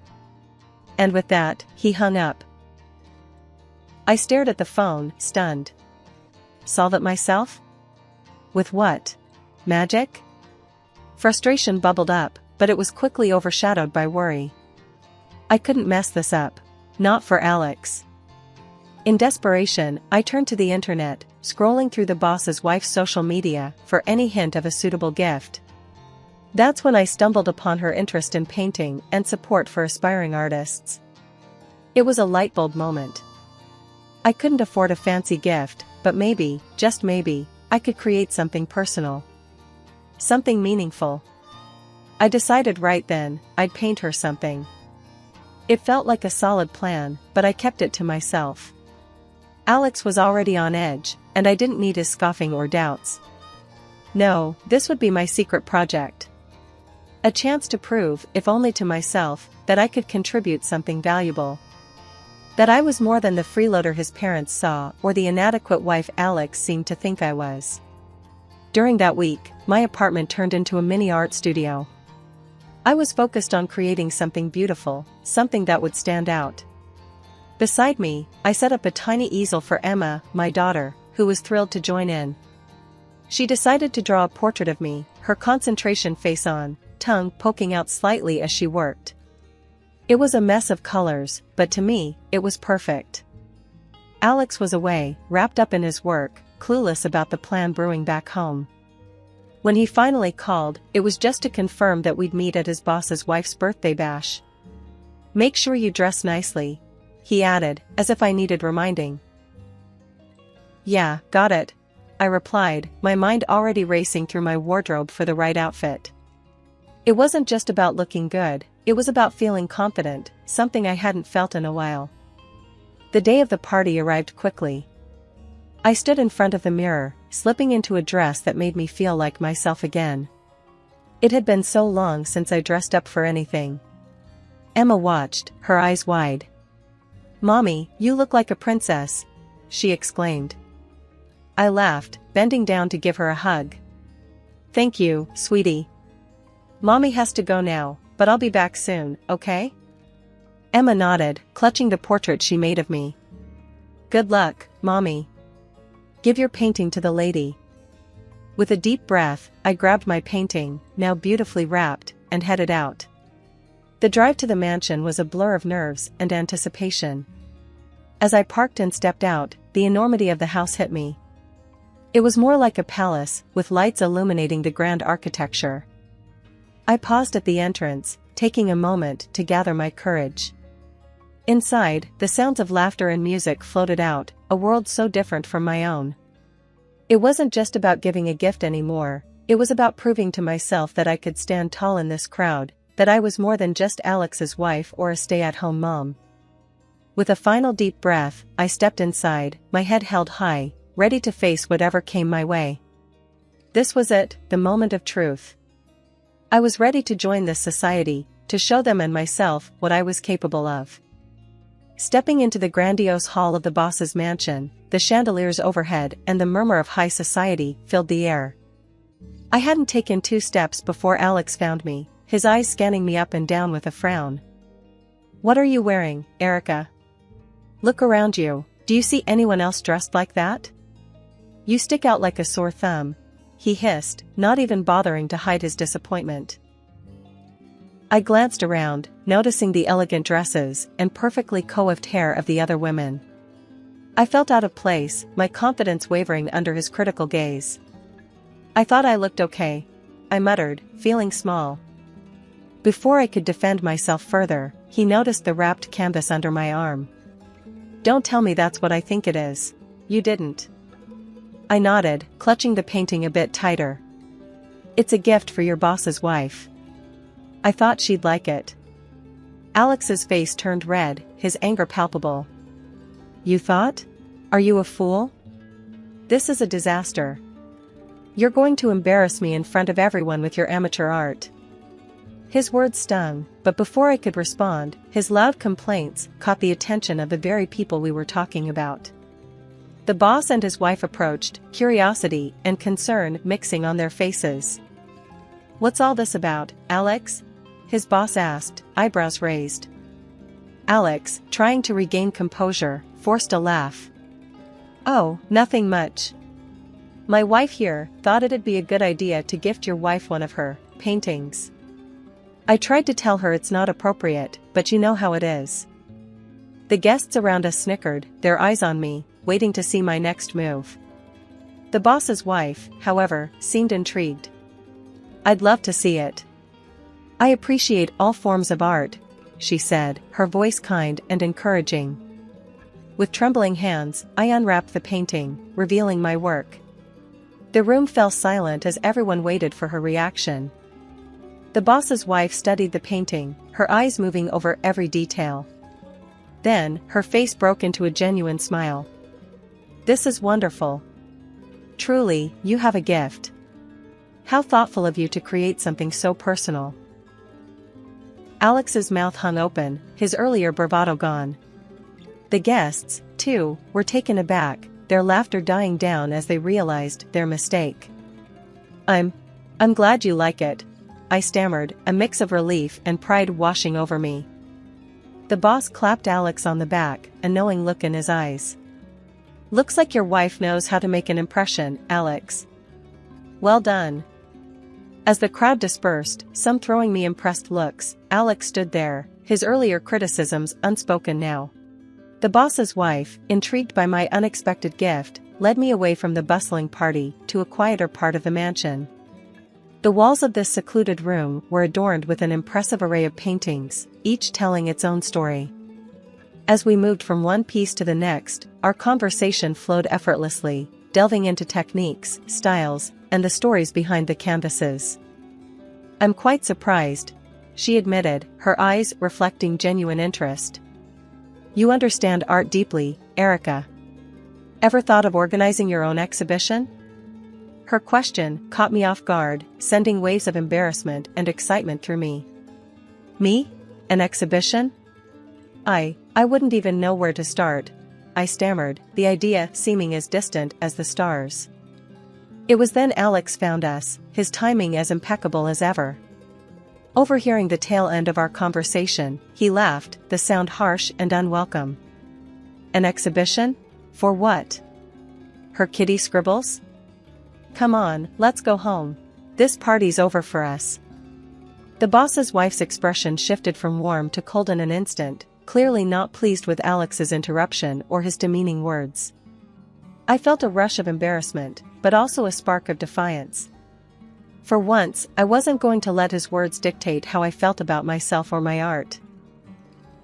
"No, Alex," I said, my voice steady, stronger than I felt. "I'm not going home. Not yet. I want to explore this idea, my own exhibition." His face turned a shade of red I hadn't seen before, his eyes wide in disbelief. Without another word, he stormed off, leaving a trail of awkward silence behind him. The drive home later that night was a battle between elation and dread. I had stood up for myself, but at what cost? As soon as I stepped through the door, Alex was there, his anger boiling over. "You've embarrassed me. In front of my boss, my colleagues. What were you thinking?" he yelled, pacing back and forth. I took a deep breath, my decision made in the clarity of his tirade. "I was thinking about my future, Alex. A future where I'm more than just your wife, more than a housekeeper. If that embarrasses you, then maybe we shouldn't be together." His ranting stopped, his face a mix of confusion and shock. "What are you saying? You want a divorce? Over some stupid paintings?" "Yes, Alex. A divorce," I said, the words feeling surreal even as they left my mouth. "I can't live like this anymore. Being belittled, feeling trapped. I want more from life, and if that means without you, then so be it." The silence that followed was deafening. Alex stood there, staring at me as if seeing me for the first time. The man who had left in a huff at the party was now the one in shock, unsure of what to do next.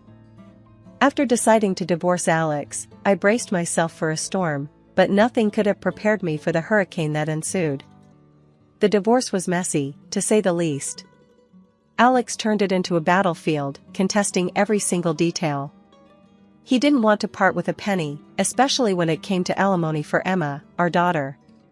He even tried to keep most of our shared assets, leaving me to fight tooth and nail for what was rightfully half mine. The whole debacle wasn't just confined to family and close friends, it spilled over into Alex's professional life. His colleagues and even his boss caught wind of his less than stellar behavior during our divorce.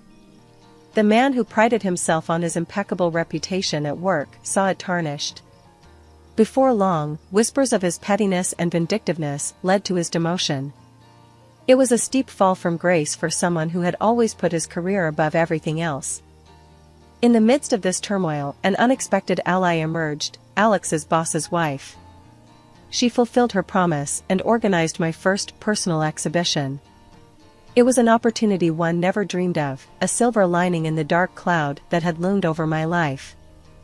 With her guidance and support, my paintings found an audience. People were drawn to my work, seeing stories and emotions in my brush strokes. I held several solo exhibitions, each more successful than the last. My paintings began to sell, not just to friends and acquaintances, but to strangers who felt a connection to my art. The money I earned from my paintings allowed Emma and me to move into a nice apartment, a place we could call our own. It was a fresh start, a chance to rebuild our lives on our terms. Looking back, I never imagined my life taking such a turn. The pain of the divorce and the ugliness that came with it seemed insurmountable at the time. But through it all, I discovered my strength, my passion, and my ability to stand on my own. As I sit in our new living room, surrounded by canvases and paint, I can't help but feel optimistic about the future. For the first time in a long time, I'm excited about what lies ahead. Emma, now thriving in a happier, healthier environment, is my constant reminder that we made it through the storm. Life had its own way of being unremarkable for me. My name's Rita, and at 29, you'd find me tucked away in the local library. It wasn't glamorous or thrilling, but it was mine. The books were my companions, and the dusty shelves, my domain. I wasn't one for the spotlight, happy to fade into the background. The town was small, the kind where everyone knew your business before you did. My daily routine rarely varied: wake up, work, and then home to my tiny apartment filled with secondhand furniture and a mountain of books. My social life was non-existent, and I was fine with that, or so I kept telling myself. Ethan came into my life on a day much like any other. He was looking for a book, something different, he said. His smile was easy, and his voice had a warmth to it that felt like sunlight breaking through clouds. "Hey, could you help me find a book? I'm feeling adventurous," he said, his eyes crinkling at the corners. "Sure, what genre are you interested in?" I asked, adjusting my glasses, trying not to get too caught up in his gaze. "I don't know, surprise me," he replied with a grin that suggested he enjoyed the mundane challenge he'd set before me. That was the beginning of everything. Our conversations became a regular part of my days. He'd ask about books, and I'd recommend titles, but soon those conversations shifted from the pages of novels to the details of our lives. Ethan was different. He listened, really listened, in a way that made me feel heard for the first time in a long while. One day, he came in looking more determined than usual. "You know, Rita, you're the most interesting person I've met in this town. Why do you hide in here all day?" he asked, leaning on the counter, a playful challenge in his eyes. I laughed, a sound that felt strange even to my own ears. "Well, where else would I go? This town isn't exactly bursting with excitement." Ethan's response was quick. "Maybe you just need someone to explore it with. How about dinner tonight? My treat." I hesitated, not used to this kind of attention. "I don't know, Ethan. Come on, what's the worst that could happen? You spend an evening out with a guy who enjoys your book recommendations. Plus, I promise to make it worth your while. You can show me this hidden gem of a town," he coaxed, his confidence infectious. Against my better judgment, I found myself agreeing. "Okay, sure. But no fancy places, I don't do well with all that pomp." "Deal," Ethan said, his smile lighting up the room. "I'll pick you up at 7. Wear something comfortable." That night changed everything. Ethan showed me parts of the town I'd never seen, despite having lived here my whole life. He made me laugh, a deep, genuine laugh that I hadn't known I was capable of. He listened to my stories, my dreams, and my fears, never once making me feel small or insignificant. As we walked back to my apartment, he stopped and looked at me, a seriousness in his eyes. "Rita, I know we've only just met, but there's something about you. You're not like anyone I've ever known. You're genuine, and in a world full of fakes, that's rare." I didn't know what to say. No one had ever spoken to me like that before. "Ethan, He cut me off, gently placing a finger on my lips. "You don't have to say anything. Just know that I see you, Rita. I see the person you are, and I like what I see." Ethan had always been the sweet spot in my day, making everything seem brighter with his care and affection. He had this way of making me feel seen, calling me beautiful, kind, and smart, things I hardly believed about myself. It was his warmth that won me over, making the idea of forever seem not just possible, but desirable. When he popped the question, it felt like a dream. "Marry me, Rita. I can't imagine my life without you," he had said, his eyes shining with sincerity. I didn't hesitate. "Yes," I breathed out, feeling a mix of excitement and disbelief. But before we could get lost in the whirlwind of wedding planning, there was one crucial step we had to take: meeting his parents. Ethan had given me a heads up, a sort of pre-warning. My folks, they have a bit of a high standard for who I bring home. But don't sweat it, okay? They're gonna love you once they see how amazing you are, he assured me, though his nonchalance did little to ease my nerves. I was a wreck before the meeting, rummaging through my wardrobe for something that screamed modest yet dignified. It felt like an impossible dress code to crack. Ethan, on the other hand, was the picture of calm, almost disinterested, as if the outcome of this meeting didn't weigh on him at all. "You're overthinking it, Rita.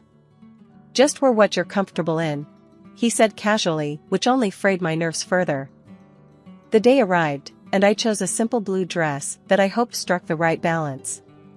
As we drove to his parents' house, Ethan seemed more preoccupied with the music on the radio than the impending introduction. "You sure they're gonna like me?" I asked, seeking some reassurance. They'll come around. Just be yourself," Ethan replied, his attention briefly flitting to me before returning to the road. His laid-back attitude felt jarring compared to the storm of anxiety brewing inside me. Walking up to the door of Ethan's childhood home, my heart was pounding. His earlier warnings echoed in my head, painting a picture of the scrutiny I was about to face. The door swung open, and we were greeted by Ethan's parents, their expressions hard to read. The dinner that followed was a minefield.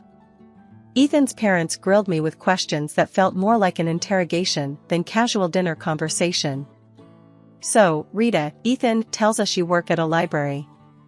Do you see yourself doing that long term?" his father asked, his tone suggesting he found my job lacking. I fumbled for an answer, trying to sound confident. "I love working there. It's fulfilling in a way I can't quite describe," I said, hoping my passion would be enough to win them over. Ethan was strangely quiet throughout, offering little support as I navigated the barrage of questions and veiled criticisms. It felt like I was alone on the battlefield, with Ethan retreating into a role of passive observer. As we drove home, the silence in the car was deafening. I couldn't help but feel disappointed, not just in the evening's events, but in Ethan's indifference.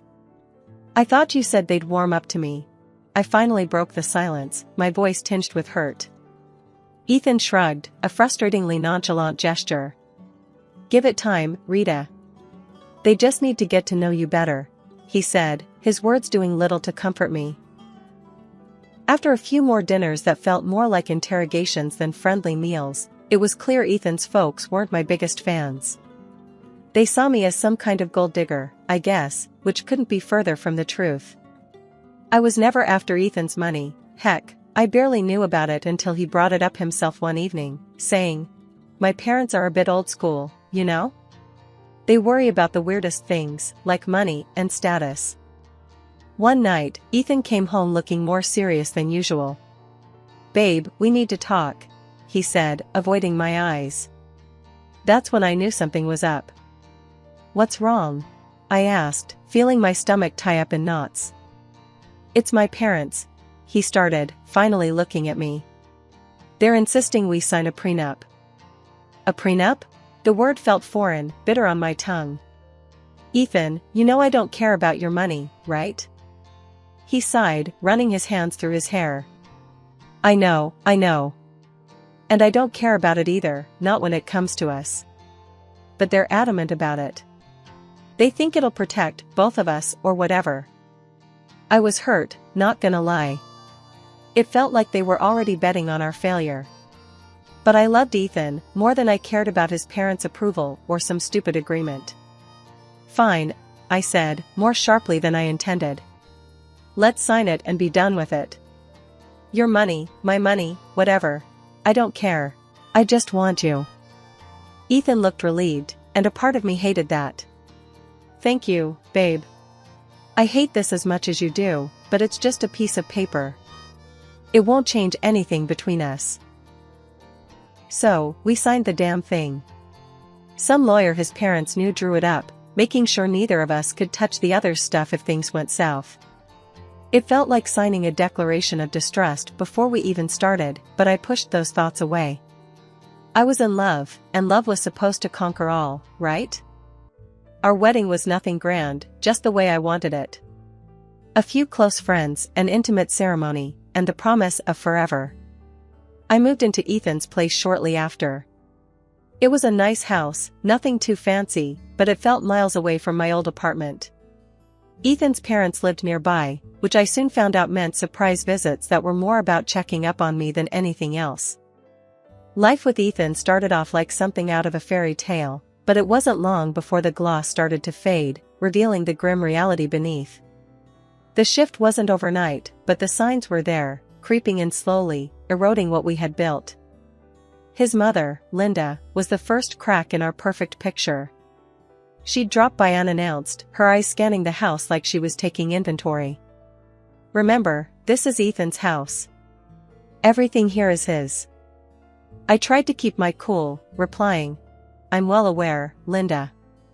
I'm not here for your son's things. I love him." She scoffed. "Love doesn't pay the bills, dear. Just remember, if you ever leave, you leave with what you came with, nothing." One day, she paraded around the house, pointing out every piece of furniture, every appliance, every knickknack that Ethan owned. "See this couch? Ethan's. That painting? Also Ethan's. Remember, dear, in case things go south, you have no claim over any of it," she said, her voice laced with venomous sweetness. It was as if she relished reminding me of my place in their world. Ethan's father, George, wasn't any better. He and Linda acted like they owned our house, not just visiting. They'd demand coffee the moment they walked in, critique how I made it too weak or too strong, then settle in front of the TV, expecting me to wait on them hand and foot. "Grab us some of those chips, will you? And maybe wash those clothes piling up in the corner while you're at it," George would say, not even bothering to look at me. The worst part? Ethan never said a word against it. He'd laugh along, adding his own jabs. "Yeah, she's still learning how to do things right around here. Give her time." I felt like I was losing my mind. This wasn't the man I married, this was someone else, someone cruel and dismissive. "Do you even hear yourself? How can you let them treat me like this?" I'd confront Ethan after his parents left. "Babe, they're just set in their ways. You know how old people are." He'd shrug it off, making it sound like I was the one overreacting. "They don't mean anything by it. Plus, you know we're on their dime. Can't bite the hand that feeds, right?" That line hit me like a slap in the face. So, that was it. I was just the freeloader, the girl who married into their little empire and had to play by their rules or get out. My job at the library, which I loved, was a joke to them, just another reason to look down on me. The days blurred into each other, each one a repetition of the last, until that unremarkable Tuesday when everything changed. I was at work, shelving books, when I felt a sharp pain in my stomach, doubling me over. It wasn't just stress, it was something more, something worse. The next thing I knew, I was in the hospital, the sterile smell of antiseptic filling my nostrils. Lying in that hospital bed, I couldn't help but think how this was a new low. Alone, in pain, and not a single message or call from Ethan. Just when I thought things couldn't get any darker, a knock on the door heralded a visitor I never expected. "Rita Turner?" The man at the door was dressed in a suit, holding a briefcase, looking wildly out of place in the sterile hospital room. "Yeah, that's me. Who are you?" My voice was weak, tired from the pain and the endless cycle of disappointment. "I'm Michael Johnson, a notary. I have something important to discuss with you." His tone was formal, but there was something in his eyes that made me want to listen. I motioned for him to continue, curiosity piqued despite the situation. "It's about your great-uncle, Edward Turner. He passed away recently, and, well, you're his sole heir. Rita, he left you an inheritance." The words didn't make sense at first. "Are you sure you've got the right person? I haven't seen him for 15 years. Michael nodded. "Quite sure. He was a private man but always remembered you. Wanted to make sure you were taken care of." Lying in the hospital bed, feeling a mix of confusion and anticipation, I watched as the notary prepared to delve into the specifics of my great-uncle's will. He cleared his throat, opened his briefcase, and laid out the documents in front of him. Rita, your great-uncle was a man of substantial wealth and taste. He left you quite the inheritance. We're not just talking about cash here, though there's plenty of that, $20 million to be exact. Michael began, his voice steady and matter-of-fact. I blinked, still trying to wrap my head around the numbers. $20 million? I echoed, feeling my voice crack. That's right, he continued, unfazed by my shock. But there's more. You're also inheriting shares in several large companies. These are not minor investments, we're talking significant stakes in some of the most stable and profitable firms out there. My mind raced, trying to comprehend the magnitude of what he was saying. Owning parts of companies I'd only heard about on the news seemed like a fantasy. And there's the property, Michael went on, flipping through the papers. An old, large house in one of the most prestigious areas. It's not just any house, Rita. It's a mansion with history, acres of land, and it's all yours now.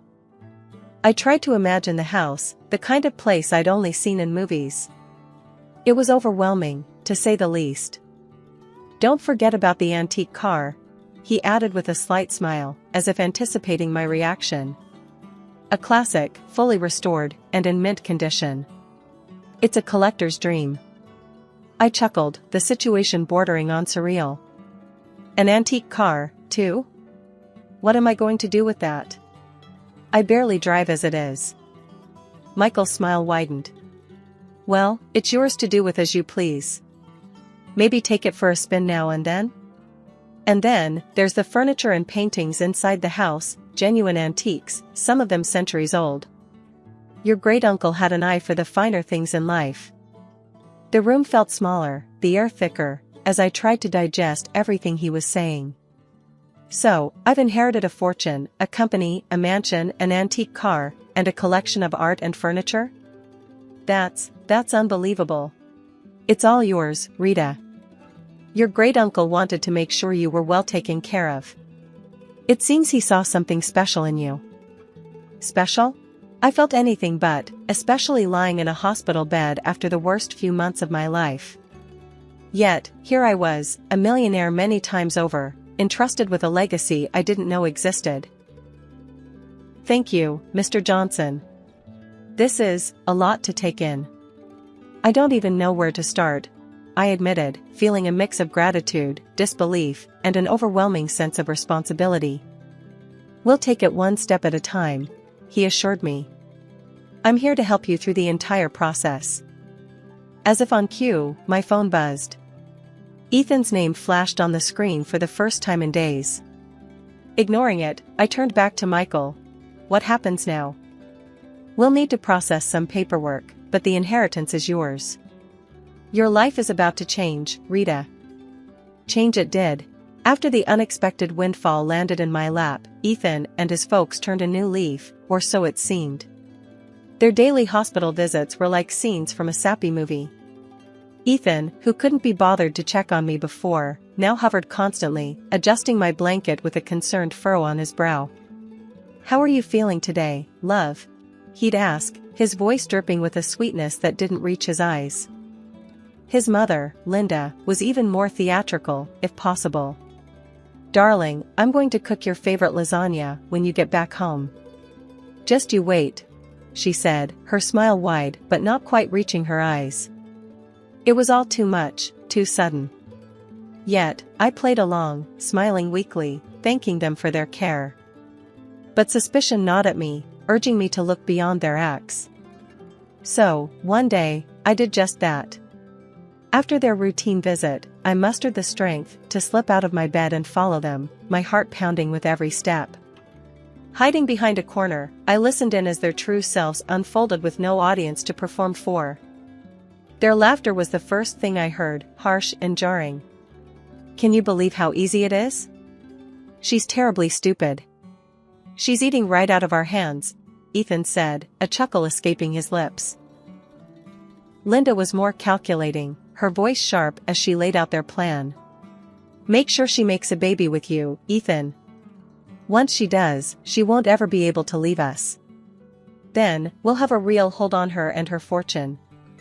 Their words, cruel and cold, didn't shock me. Disappointment filled me, yes, but surprise? Not in the slightest.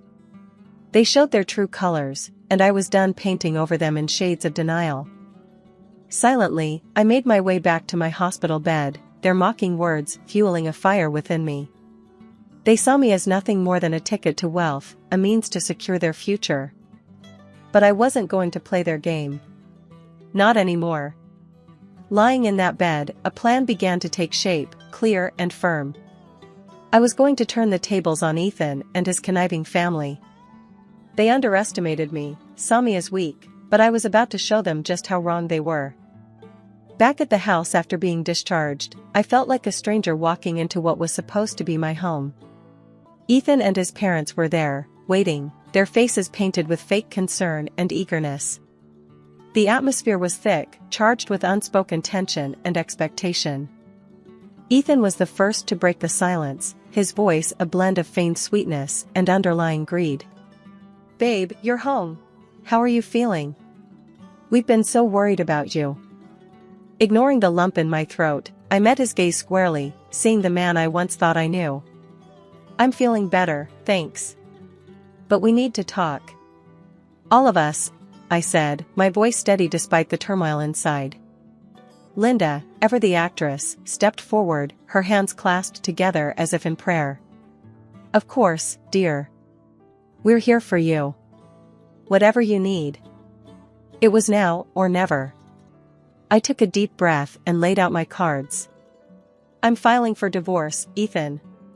And before you ask, no, you won't see a dime of my inheritance." The room fell silent, the air sucked out of it as if by a vacuum. Ethan's face paled, his mask slipping to reveal the panic underneath. "Divorce? But why? I thought we were happy?" "Happy?" The word tasted bitter in my mouth. "You, your mom, and your dad have made my life a living hell. You've treated me like a servant, not a wife.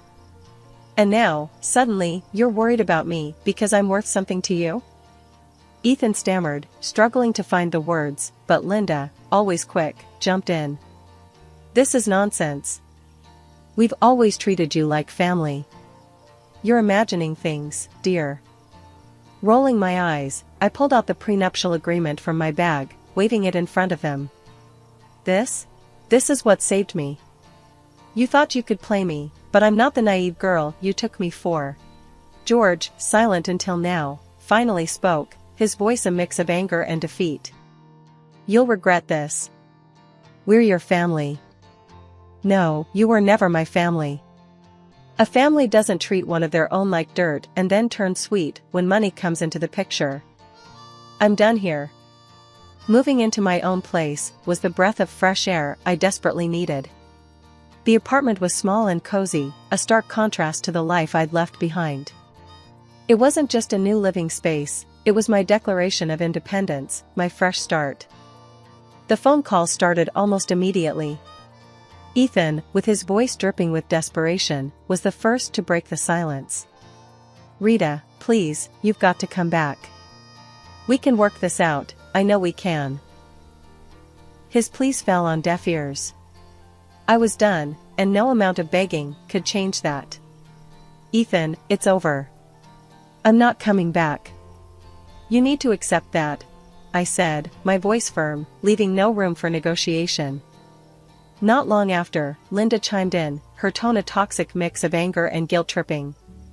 "Ungrateful. After everything we've done for you.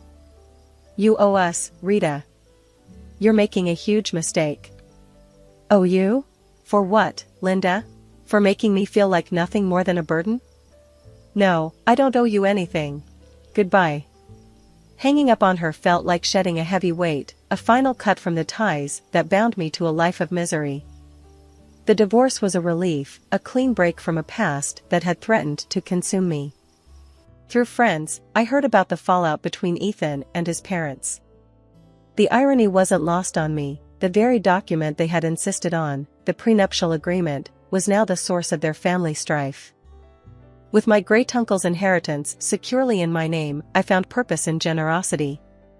A significant portion went to charities that mattered to me, causes that would make a difference in the world. But it was the bookstore that became my passion project, a cozy haven for lovers of old and rare books. It was my way of reconnecting with the world, on my terms.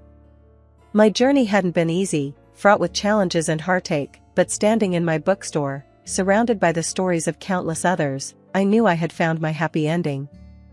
It wasn't just about moving on from Ethan and his family's manipulation, it was about rediscovering who I was and what I loved. Here's to new beginnings, I toasted to myself one quiet evening after closing up shop. The road ahead was uncertain, but it was mine to travel, filled with possibilities and the promise of newfound happiness.